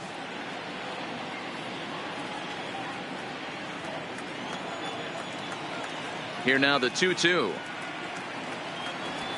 Pulled high in the air out to right field. Martinez moves over. And he hauls it in for the first out of the inning. And with that, let's get a look at the starting lineup for the Indians. Who's the one to watch, Dan? Well, I know these pitchers are going to be very careful when dealing with Jason Kipnis. He's really excelled against right-handed pitching this season, hitting over 300 against them coming in. So given the matchup he's faced with here, I wouldn't be surprised at all to see him make some noise at the plate. So the bases are empty with one man gone. And up next, the San Diego area native Bradley Zimmer. Here's the first pitch to him. And a fastball's in there for strike one. Bases are empty, one man out.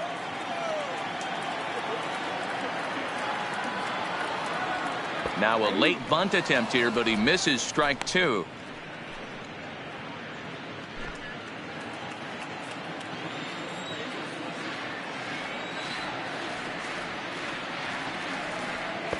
And he couldn't get him to chase the 0-2 fastball. It's 1-2. Not a bad pitch right there on 0-2, a fastball. And I think as a hitter right now, you have to continue to go up there looking to hit off the fastball. This is on the ground over to first. Pierce is there, and he'll take it onto the bag himself. 2 gone now here in the first. Stepping in, Jose Ramirez. And he comes into this one having hit safely in his last 5 games. Ramirez.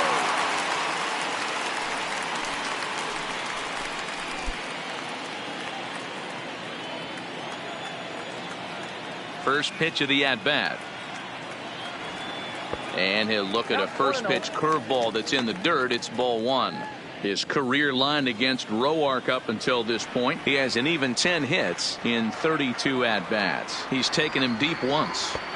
Called strike at the knees. Evens the count at 1-1. Roark has become known as a guy that's tough to take deep. So many starting pitchers find themselves snake bitten by the gopher ball, but he really limits that. The 1-1.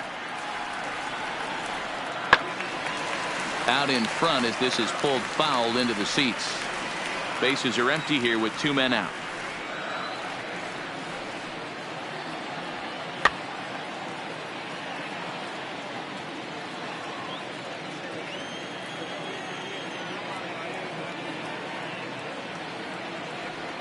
Weak grounder down the line at third. But this is a foul ball as the count holds steady at 1-2.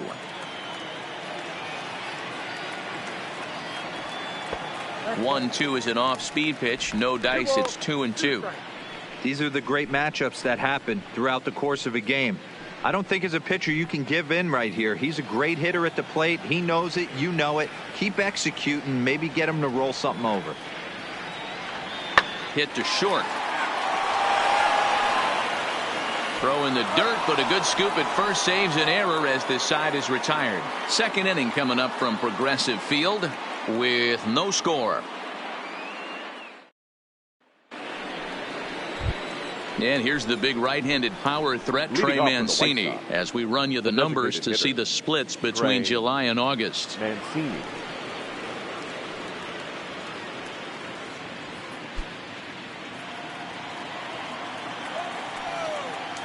Ready with the first pitch. Here it comes. In there, 0-1.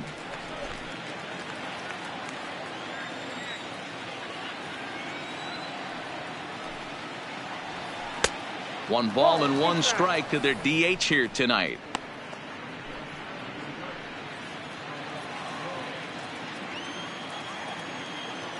The 1-1 is strike 2, swinging.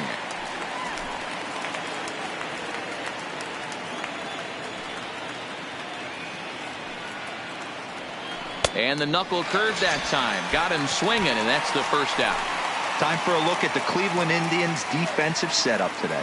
And this team's lucky enough to have their Gold Glover play shortstop, the captain of the infield, and the offense knows if the ball's hitting his direction, you could pretty much take the right-hand turn and go back to your dugout. Not only the routine ones, but the highlight reel ones as well.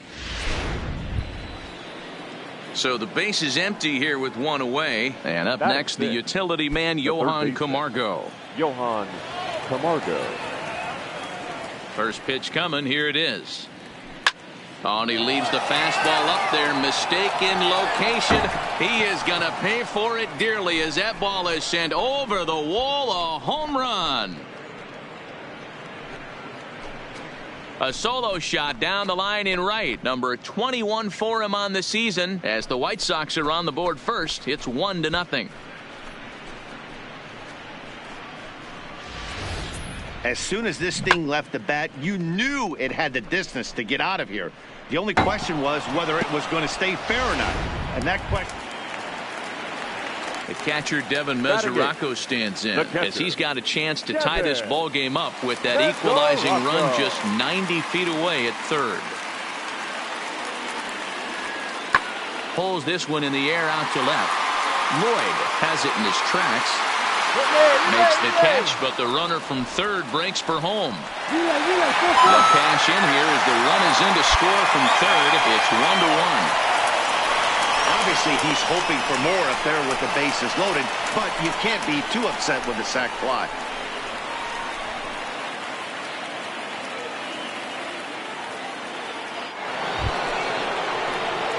So here's the cleanup hitter, Mark Lloyd. 0 for 1 here in the early going. Lloyd. And the pitch.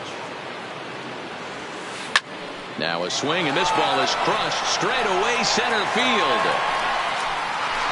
Gone into the home bullpen for a home run.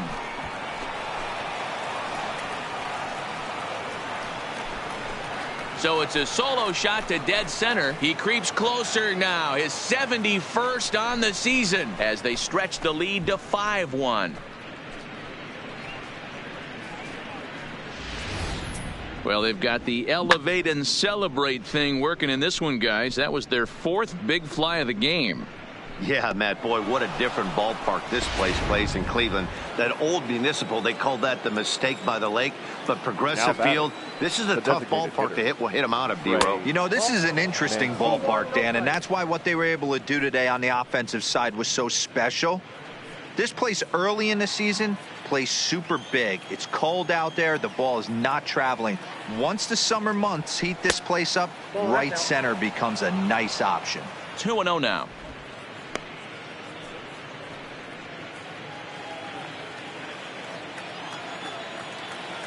Ready with the 2-0 pitch. And this one's over at the knees, 2-1.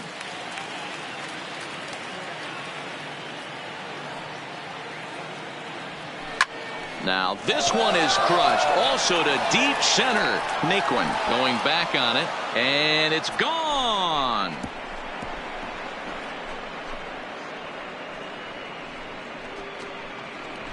So it's a solo shot to dead center, number 23 for him thus far, and it's now a 6-1 ball game.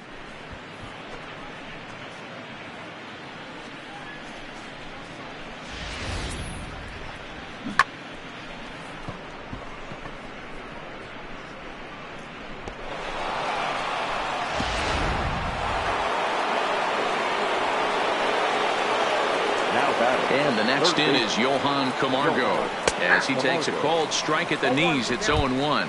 Perhaps he can drive another one out of the park just like he did back in the second.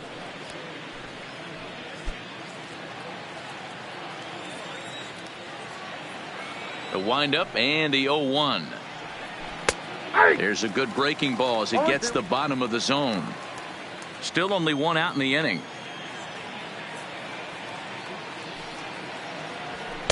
Inside, as that perhaps will back him off a bit. 1-2.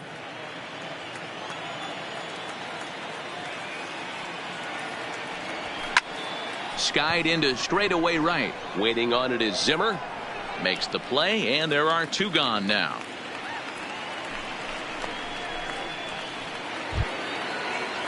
Up next for Chicago, Colby Rasmus. 0 for 1 for him here in this one. Colby Rasmus. Here comes the first pitch. Fouled away.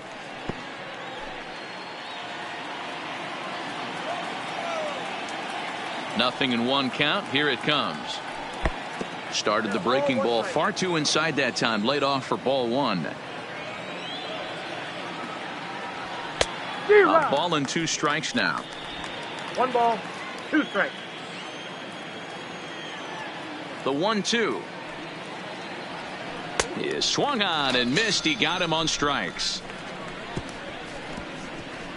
So they finally step aside here after clubbing the opposing pitching for 4 home runs en route to 5 total scores.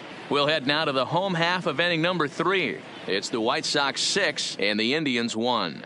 We're back now as the Indians get ready to bat in the 3rd, and as they do, it's worth mentioning that their lineup in baseball this year. Entering the day, they're among the best teams in the league in avoiding the strikeout. I asked one coach about that earlier, and he said it's not something they harp on too much with the players, but they do have a lineup full of guys who want to compete on every pitch and who have great bat-to-ball skills. He added, not every team is so lucky to have that kind of makeup. Guys? All right, thanks, Heidi. Leading off For the Indians, so it's back to the top of the order the now. shortstop, That'll bring up the switch-hitting Francisco shortstop and perennial MVP candidate Francisco Lindor. Lots of baseball left in this one as we're still early on, but you don't want to fall too far behind. They're already down by a bundle, and one of the things you want your leadoff guy to get on and set the table for the big boys to start driving in some runs. Lays off a fastball that doesn't miss by much, and it's 2-0.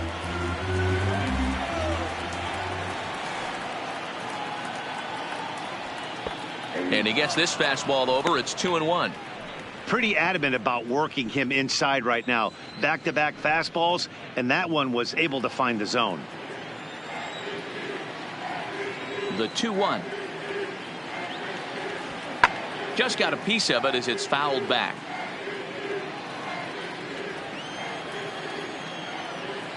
Into the windup. Here comes the 2-2 pitch. Half swing here, but it won't matter. It's strike 3 called anyway, and that's out number 1. And with 1 gone for him in the inning, let's check out where these guys sit in the standings. And as you can see, they've got themselves a slim 2.5 game lead in the division.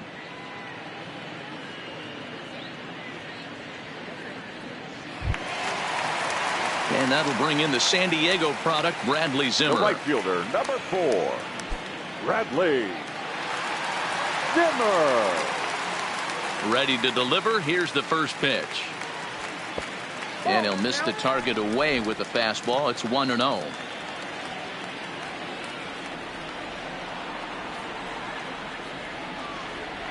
Try to bunt for a base hit here as he gets this one down. And he'll ensure that this ball stays foul, and a smart play, as that would have been a base hit if it had come back. Hit on the ground out to short.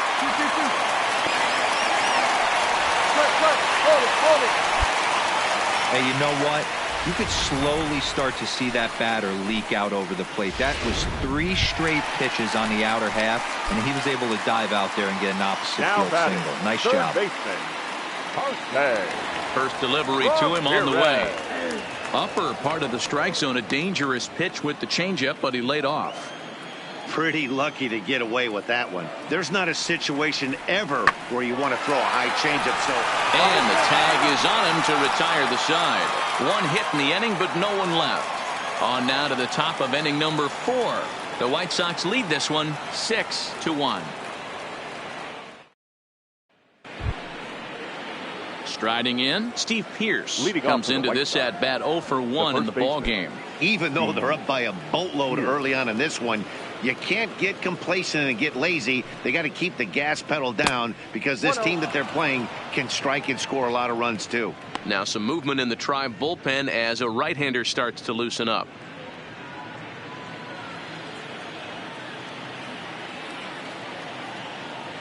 The 1-0. This one's down to third. Throw to first in time. 1 gone here in the 4th. Now at the plate, Christian Vasquez. He singled and scored in his first appearance in this one. Christian Vasquez. First pitch on its way. Yanked the slider across that time, laid off for a ball.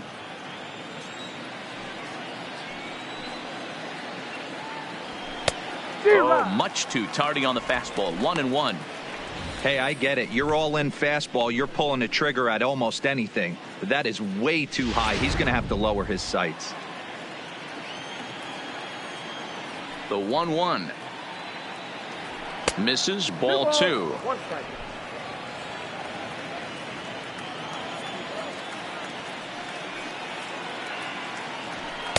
Inside for a ball as he falls behind to him here. 3-1. You could pretty much book it that a fastball's coming. A challenge fastball right here. He cannot allow the 9-hole hitter to get on base with the top of the order looming. And this pitch is lined softly here to the right side. Foul. Now the 3-2 pitch. Hard hit ball to second. A leaping try, but it's out of his reach and into the outfield. Yeah, great job right there. Hit that ball hard. There's no way to sugarcoat it. It's been pretty bad for 3 1/3 innings so far. That's the 8th hit he's given up. And if he doesn't get his mind straight, he's going to be heading to the showers early. Now back to the top of the lineup. Stepping in, Cesar Hernandez. He went deep for a 2-run homer in his previous at-bat. And hey, it was a breaking ball to boot. This guy's a pretty good off-speed hitter. You could tell by that last at-bat he wasn't fooled at all. He sat back, waited, got the breaking ball, and didn't miss it. This is the tough guy right here to hit into a double play. He's fast and he swings from the left side, so out of the box he's going to get a good break. You might have to try to get the strikeout right here because very rarely are you going to get this guy to ground into a double play.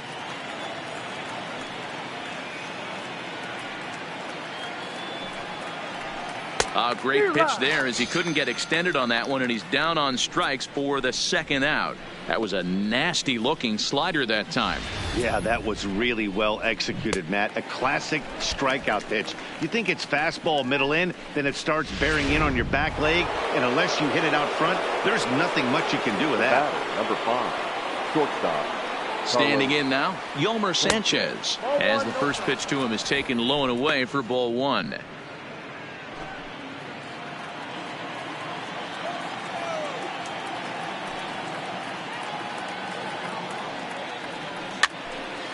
Here's a pitch popped up, but should be playable for Mesoraco.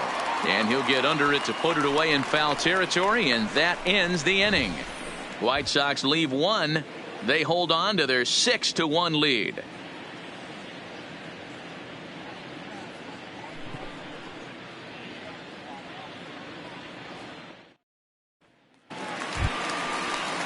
Striding forward now is the DH, Josh Donaldson. He'll try and do what he can to work toward cutting into this big deficit. Donaldson.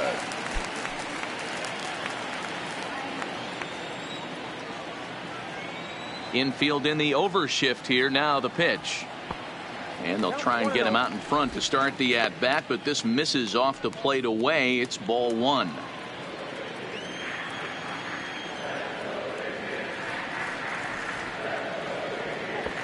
Ball 2.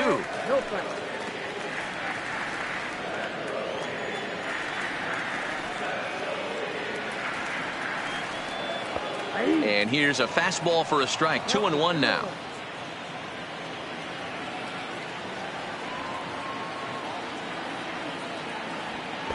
And he misses low here, so the count goes to 3-1. Time for him to attack on the mound. He knows this team's struggling offensively. Don't mess around and try and nibble. Just be on the attack and let them beat you. This is line to left. Lloyd has him played perfectly as he puts it away for out number 1. Good time now to check out the White Sox Road to the Show report as you see a pair of guys in the upper levels that have been making waves as of late.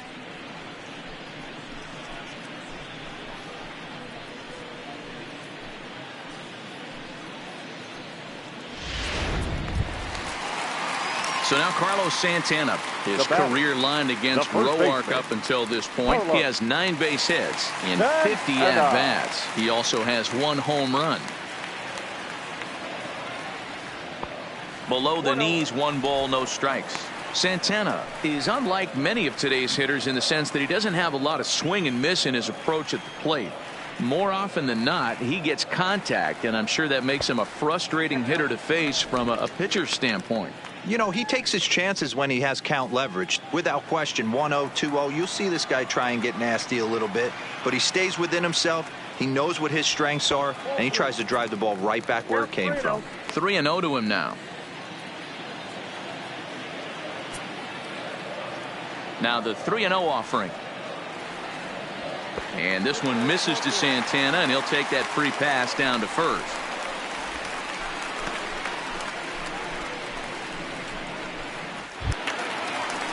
And next will be the versatile Tyler Naquin. Center fielder, Tyler Naquin.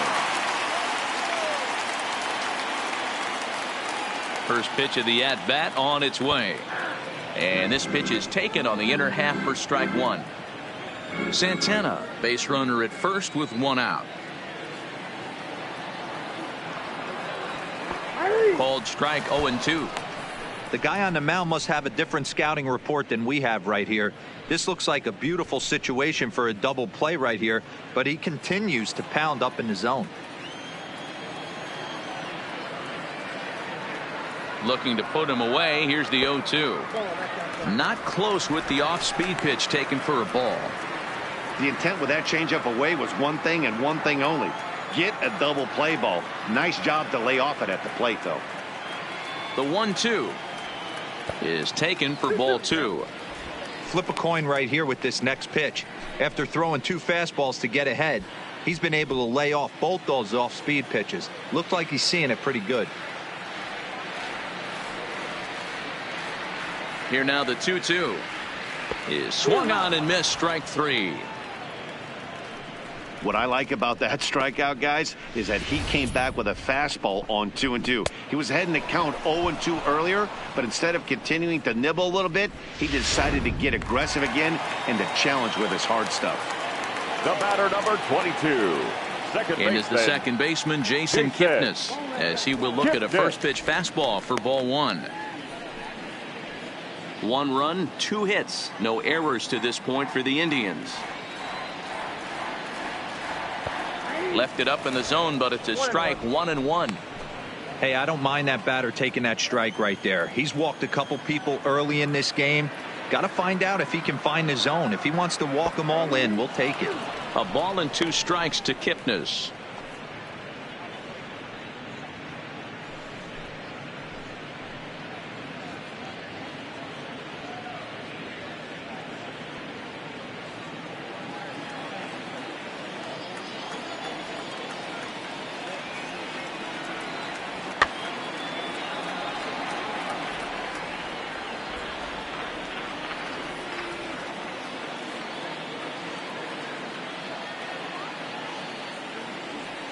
Lifted in the air to straightaway left.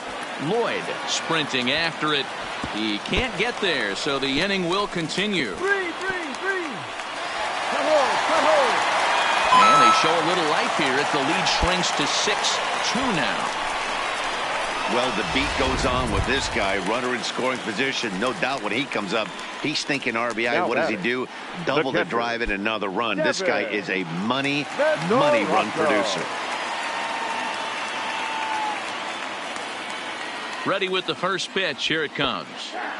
Here's a called strike about thigh high. 0-1. Mesoraco playing here in his age 31 season. He was selected in the first round back in the draft of 2007. Yeah, he has turned himself into a really nice ball player. I wouldn't put him on a superstar level, but you know what? They didn't miss with this pick either. You go into high rounds and you carve out a career the way this guy has. Nice pick. A 1-2 count to the Indians catcher.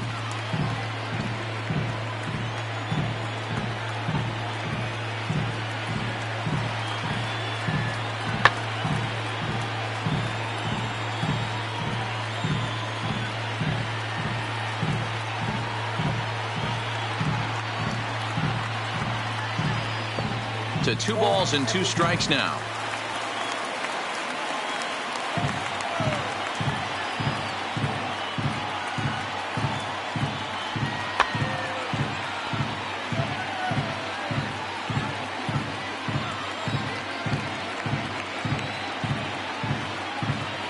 Oh, got him looking at the 2-seamer, and that'll end it.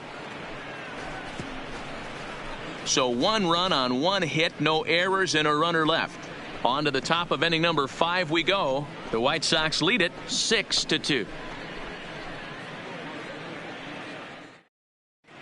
Danny Salazar, a right-hander standing 6 foot even, will take over the pitching duties here. Danny Salazar. Stepping up now, Jose Martinez. 0 for 2 on his line thus far. The right fielder, Jose Martinez. First offering on its way. And he lays off there 1-0. While this game represents a pivotal moment for these teams in their hunt for the playoffs, you wouldn't know it by what we've seen today. The Tribe have looked, quite frankly, outclassed in this one. You know, guys, this has been a close one, but the first place team is flexing their muscle a little bit. And they better watch out because this second place team does not want to find themselves in a wild card game. Yeah, I agree with you, D-Roy. And that's one of the things when you're in first place, as long as this team has been, we're getting late into the season right now. They need to keep playing good, fundamental baseball and not let off the gas pedal. They have a team down. They need to step on them.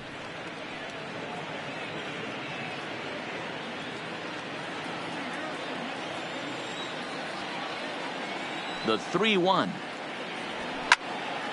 3-2 now.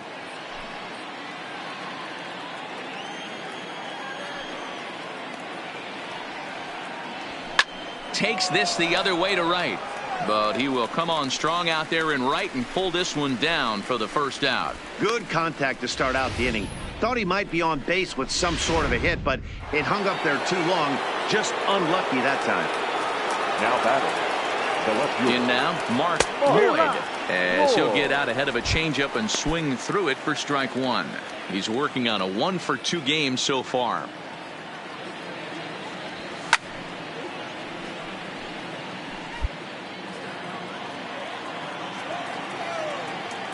Into the windup. Here comes the 0-2 pitch.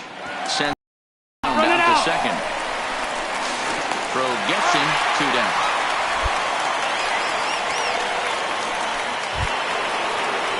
Digging in and looking for more, Trey Mancini. Lifetime against Danny Salazar. He's totaled 4 hits in 19 tries. He's also gone down on strikes 5 times.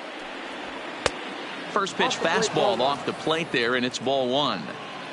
2 out, nobody on. Now a fastball for a called strike. It's 1-1.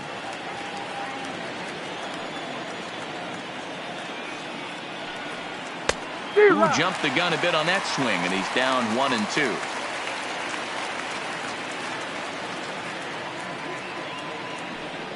Two balls and 2 strikes to Mancini now.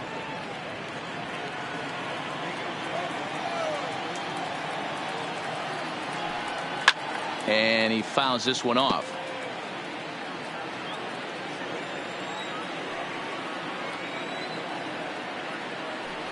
Swung on and missed, and that's the final out of the inning. Down in order go the White Sox. They lead it 6-2.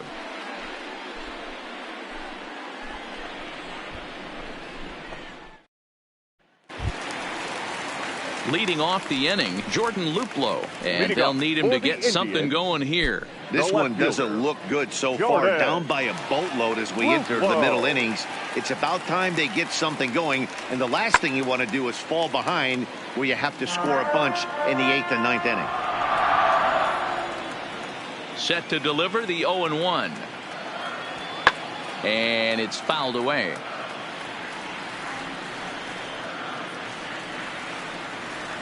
Into the windup. Here comes the 0-2 pitch. And he missed with it. It's 1-2. I have no issue wasting a pitch on 0-2 to try to get a guy to go fishing, but it has to be somewhat tempting. You're not going to get anyone to swing a bat at that pitch. No offer at the curve that time, and it's knotted up at 2-2. Man, this at bat has changed quickly from 0-2 now to 2-2. A good job of plate discipline by this hitter, not chasing those pitches just off the plate. Still hanging with him. Another good swing to keep it going. The 2-2 one more time is laid off, and the count runs full.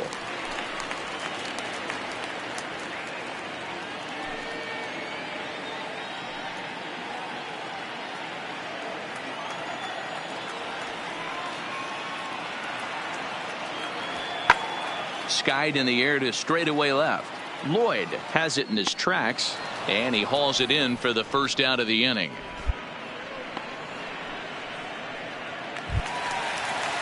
So here's Francisco Lindor now. It was a backwards K, a strikeout looking for him in his last at bat. Yeah, in today's game, certainly don't get completely reprimanded for too many strikeouts, but no one likes to go down looking. Expect him to be a little bit more aggressive at the dish this AB. The windup and the 0-1. And he's got to be more disciplined here. It's 0-2.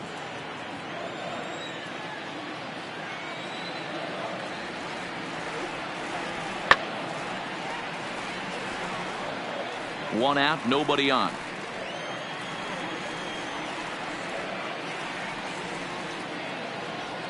And a breaking ball runs in and gets him, and I doubt there was any intent behind that. Well, as a leadoff man, the team looks for you to get on base any way you can. This isn't the preferred route, at least for him, but hey, they'll take it.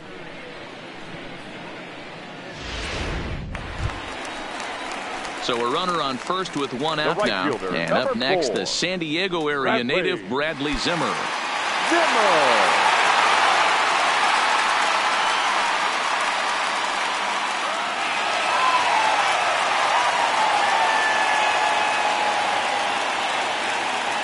From the stretch, here's the pitch. Now a shot toward the gap in left center. And this one will bounce into the wall. And they'll have runners at second and third following the one-out double. Well, he was definitely struggling coming into this one, but I think we could say that cold streak is officially over. That's his second hit of the game, and it goes for extra bases. We'll see now if this game proves to be a huge turning point for him. Ball one. This is absolutely a huge spot right here. They have to find a way to get something out of this half inning. I don't care if it's 1 run or 2 runs. You have to find a way to at least give yourself a little shot of confidence that you can get back into this game. And an off-balance throw is in time as he takes one away. Wow. I'm no hitting coach, but I know they always preach, if you're going to swing, swing. Second guessed himself on that one. So next it'll be the 4-hole hitter for the Tribe, Josh Donaldson. 0 for 2 for him to this point. Trying to hang a 0. Here's the pitch. Swing and a miss that time. It's 0-1. Yeah, guys, the key to hitting in the big leagues is to hit off the heater, and this guy is obviously sitting something else. Lindor at third, Zimmer at second with 2 gone. Just behind the fastball there, 2 strikes now. Just don't understand the game plan right here. Walking up to home plate, you had to think you could potentially be pitched around. But now you find yourself down 0-2, and it's a battle.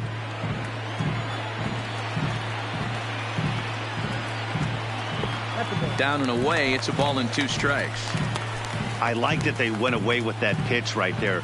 They really tried to tie him up on that previous pitch, so he was probably what we call inside conscious. He didn't get a strike there, but I'm guessing he was looking for another ball in.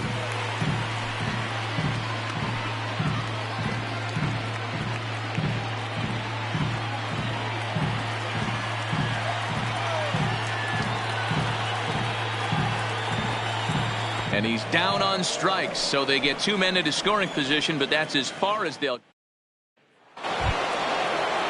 Ready now for the White Sox, Johan Camargo. They'll try and get things started as we begin inning number 6. Camargo. And he'll start the inning with a pitch that misses off the plate. It's ball 1.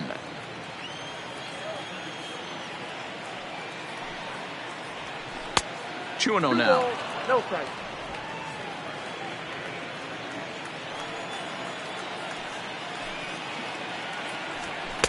Two balls and a strike.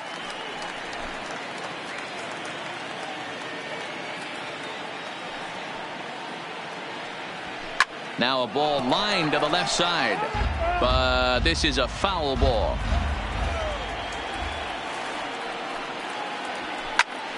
Popped him up. Mesoraco shading to his right. 1 out.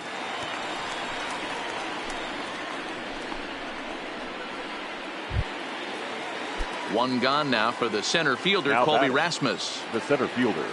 First Colby delivery to him on the way. Rasmus. And a fastball misses here to start the at-bat. It's 1-0.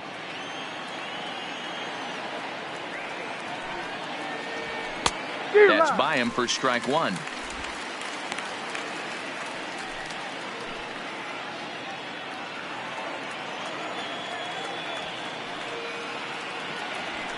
Now a swing and he pops him up. This is right out in front of the mound, and he'll squeeze this one for the second out. Now at the plate, Steve Pearce. He got on top of Now one and batting, was a ground out victim last time. Here.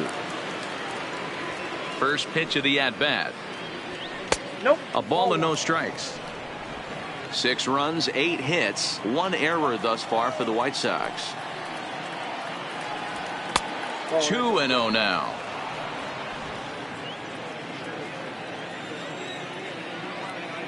The 2-0 is taken, strike 1. Love the pitch call there. 2-0. You know the guy's geared up for a fastball and you drop a changeup in the zone. That's going to be a tough pitch to handle. Breaking ball well inside and taken for ball 3.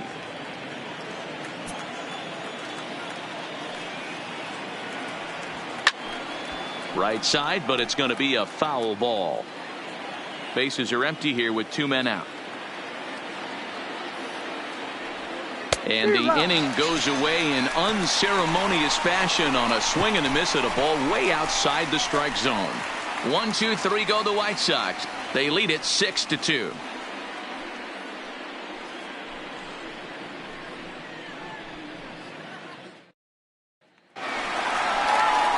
Ready once again, Carlos Santana. He'll lead it off as we start the home 6th. The first baseman, Carlos Santana. First offering on its way. Fouled off.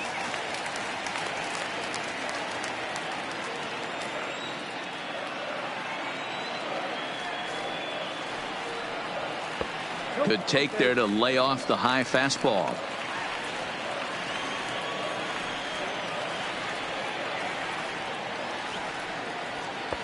A ball and 2 strikes. You know, that can really be an effective pitch to a guy that has a lot of pop. They're up there looking for a fastball up in the zone, so if you can place it a little above it, they have a hard time getting the barrel up there. Neither guy willing to give in, and the at-bat will continue. Ready on 1 and 2. Look out. That one almost got away from him. 2 and 2 now. What a great battle to start this inning. What a great job by the leadoff hitter. He knows that this pitcher's starting to get up there in pitches. The manager's starting to get restless. Let's see if we can knock him out and get into that bullpen. Tyler Naquin is on deck. Pulled toward right center field. On the move is Rasmus. He's there and records the first out.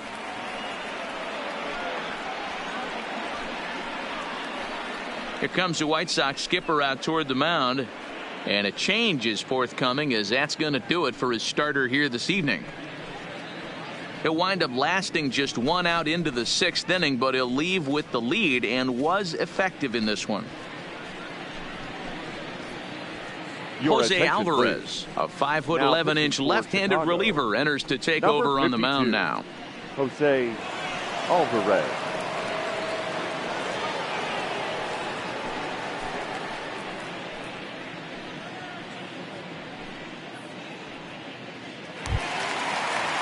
So coming to the plate, Tyler Naquin, 1 now for 2. He singled fielder, and struck out in 2 Tyler trips. Naquin. Here comes the first pitch. And that misses for ball 1.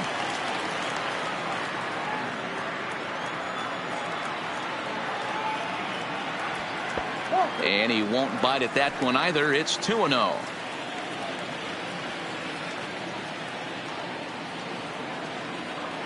Two-0 count. The pitch. Weakly hit towards first. Pearce is right there, and he'll step on first himself for the out. Stepping into the box, Jason Kipnis, hoping to build off that RBI double from his last plate appearance. Here's the first offering. Lefty against lefty here as this is taken for a ball. 1-0.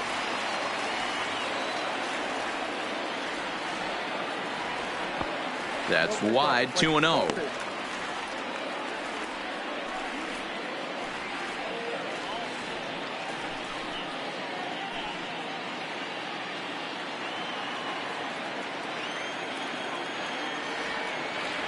Here's the 2-0. Too high, and it's 3-0. Devin Mesoraco would be next if they can keep this inning alive.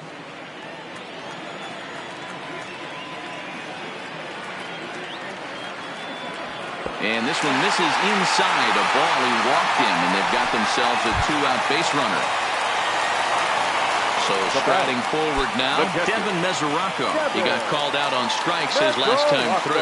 Yeah, pretty deflating at bat right there, Matty. Not only for him, but the team as well. He's got to find a way to pull a trigger. Can't get caught guessing with runners in scoring position. I can't speak from experience, but that's got to feel good right there. Throwing a nasty changeup first pitch and getting a swing and a miss on it. Now he pretty much opened up any pitch in his arsenal. The 1-1 is looked at for ball number 2. Well, we all know he's not the greatest threat with the bat up there. His numbers certainly aren't that pretty. But, hey, I give him credit. He's really working the count right here. Mesoraco ahead, 3 balls and a strike. Well, this has been a good job to work the count from 0-1 to 3-1. And now he's really in the driver's seat to see a heater that he can do something with. Coming in is Rasmus. He gets there to make the catch, and that ends the inning. 1 left for the Tribe.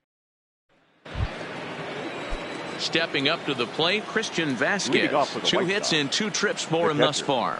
Christian Vasquez. Fastball in there for a called strike. Right-hander starts to loosen out in the bullpen now.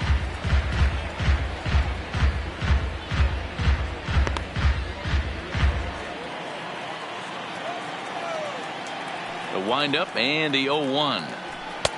Now a fastball here, not close, and it's 1-1 now. That's not an easy pitch to do anything with, right? 96 miles an hour in on the hands. You almost have to be looking for that pitch to be able to do anything with that. 1-2 to the White Sox catcher.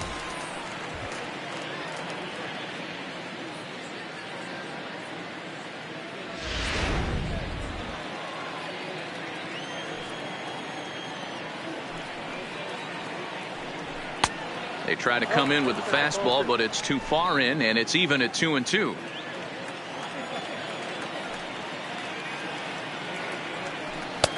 And this misses, so that'll fill the count at 3-2.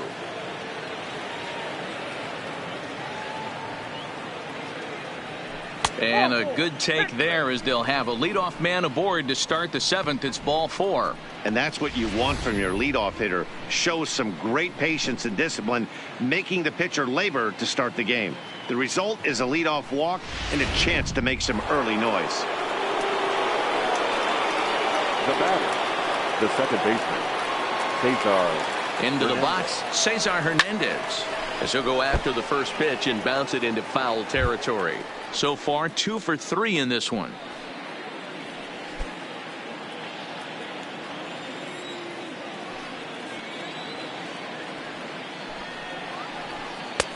Just off the outside that time, laid off for a ball.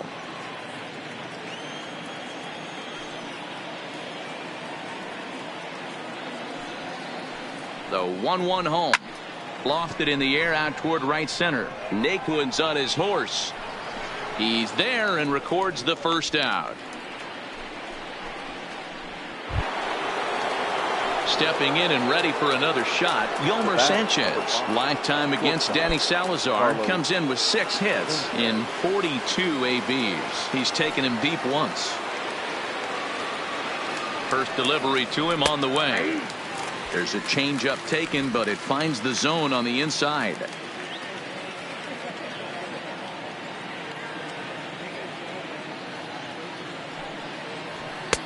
Fastball, and he's quickly in the hole. 0-2.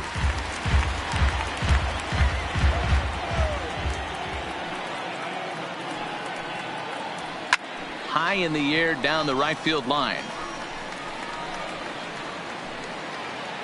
And foul.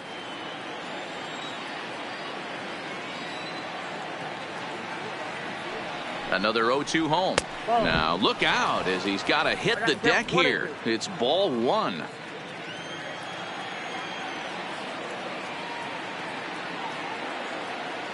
The 1-2 is swung on and missed. He got him on strikes.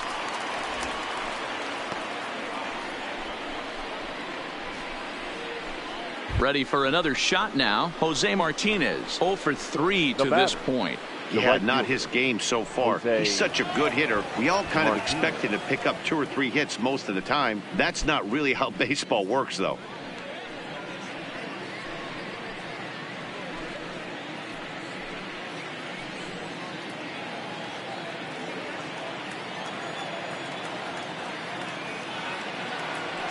Ready with the first pitch. Here it comes. Oh, that's off the plate. And a slider tails outside for ball 1.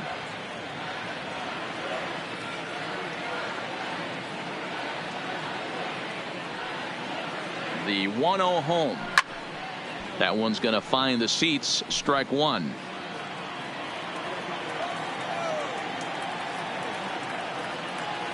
The 1-1 home. Little tardy on that swing as it's well wide of first.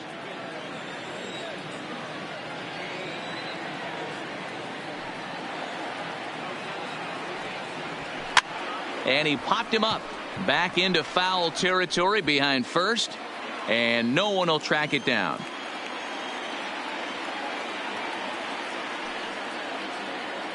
Here he comes again. 1-2.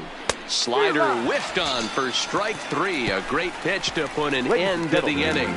So no runs on no hits, no errors, and a runner left. Stretch time here at Progressive Field. White Sox on top, 6-2. Juan Minaya gets the call from the pen to take over on the mound and start the home 7th. Number 37, Juan Minaya.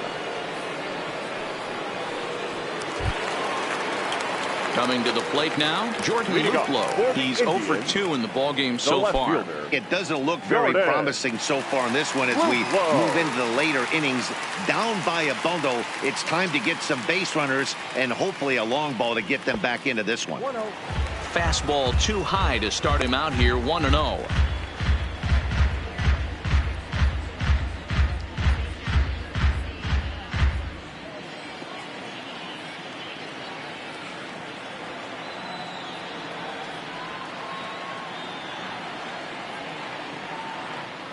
Up and in here as he had to bend out of danger. Not sure if that was a purpose pitch or not, but I liked it. As a pitcher, sometimes you've got to be willing to back the guy off the plate by running something hard inside. You can't just let guys be comfortable standing in the batter's box against you. Strike taken as that one catches the outer part of the plate.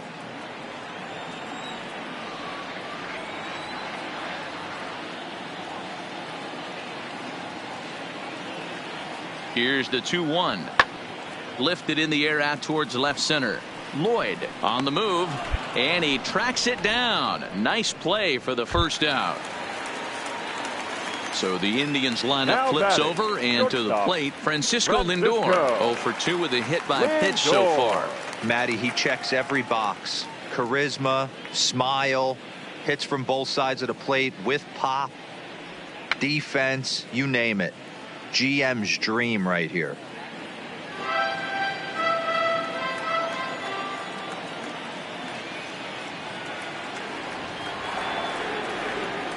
The 0-1 delivery. Started to go around there, but he holds up ball 1. He would have had to go with the old school Tommy Hawk approach on that one if he wanted to get on top, but he was able to lay off it.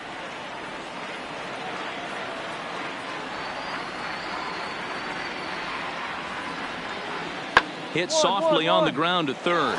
Camargo's got it. And a bit of a high throw that time, but no problem over there at first as they record the out. Ready for another chance? Bradley Zimmer, 2 for 3 with a double on his line so far.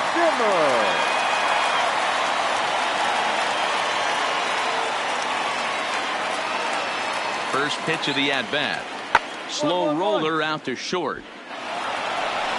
On to Pierce at first, and the inning is over. Starting to run out of innings here as they are unable to cut into the deficit.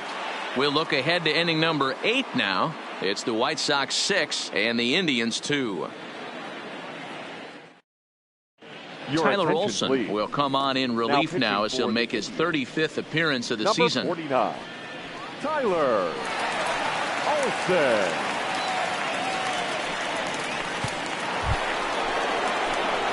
Now at the plate, Mark Lloyd. He'll have a new pitcher waiting for him as we begin their half of the 8th. Lloyd. First pitch on its way. Swing, line drive. That's going to be trouble. He's through first and hustling for second. And he will coast into second with a leadoff double. But baseball's a game of streaks and runs, and he is on one right now. No question, he's swinging the bat very well of late. And when that's the case, you can't wait to get in the batter's box. Definitely the case in this game. That's his second base knock. This one for extra bases. That's now 2 hits so far for him in this one. Trey Mancini will stride in again, and before he takes his cuts here, let's flash you back to the 3rd inning. This was just a solo shot, but it definitely helped get this offense going.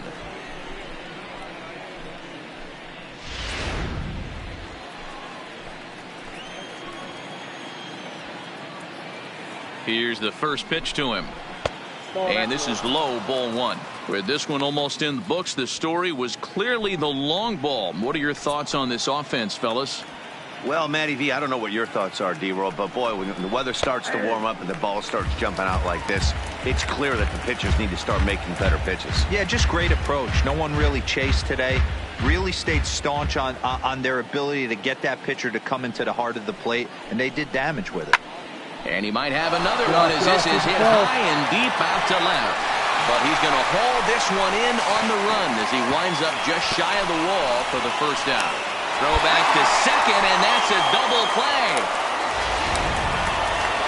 Johan Camargo will stand in here hoping to duplicate what he did back in the second inning as we flash you back to take another look at his solo home run that helped get this offense rolling. 0-1 the count. 2 out, nobody on.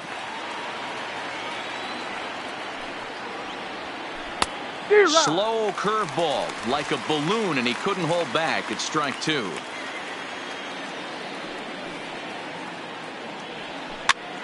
And this is popped up near second base. Lindor has got it, and the side is retired.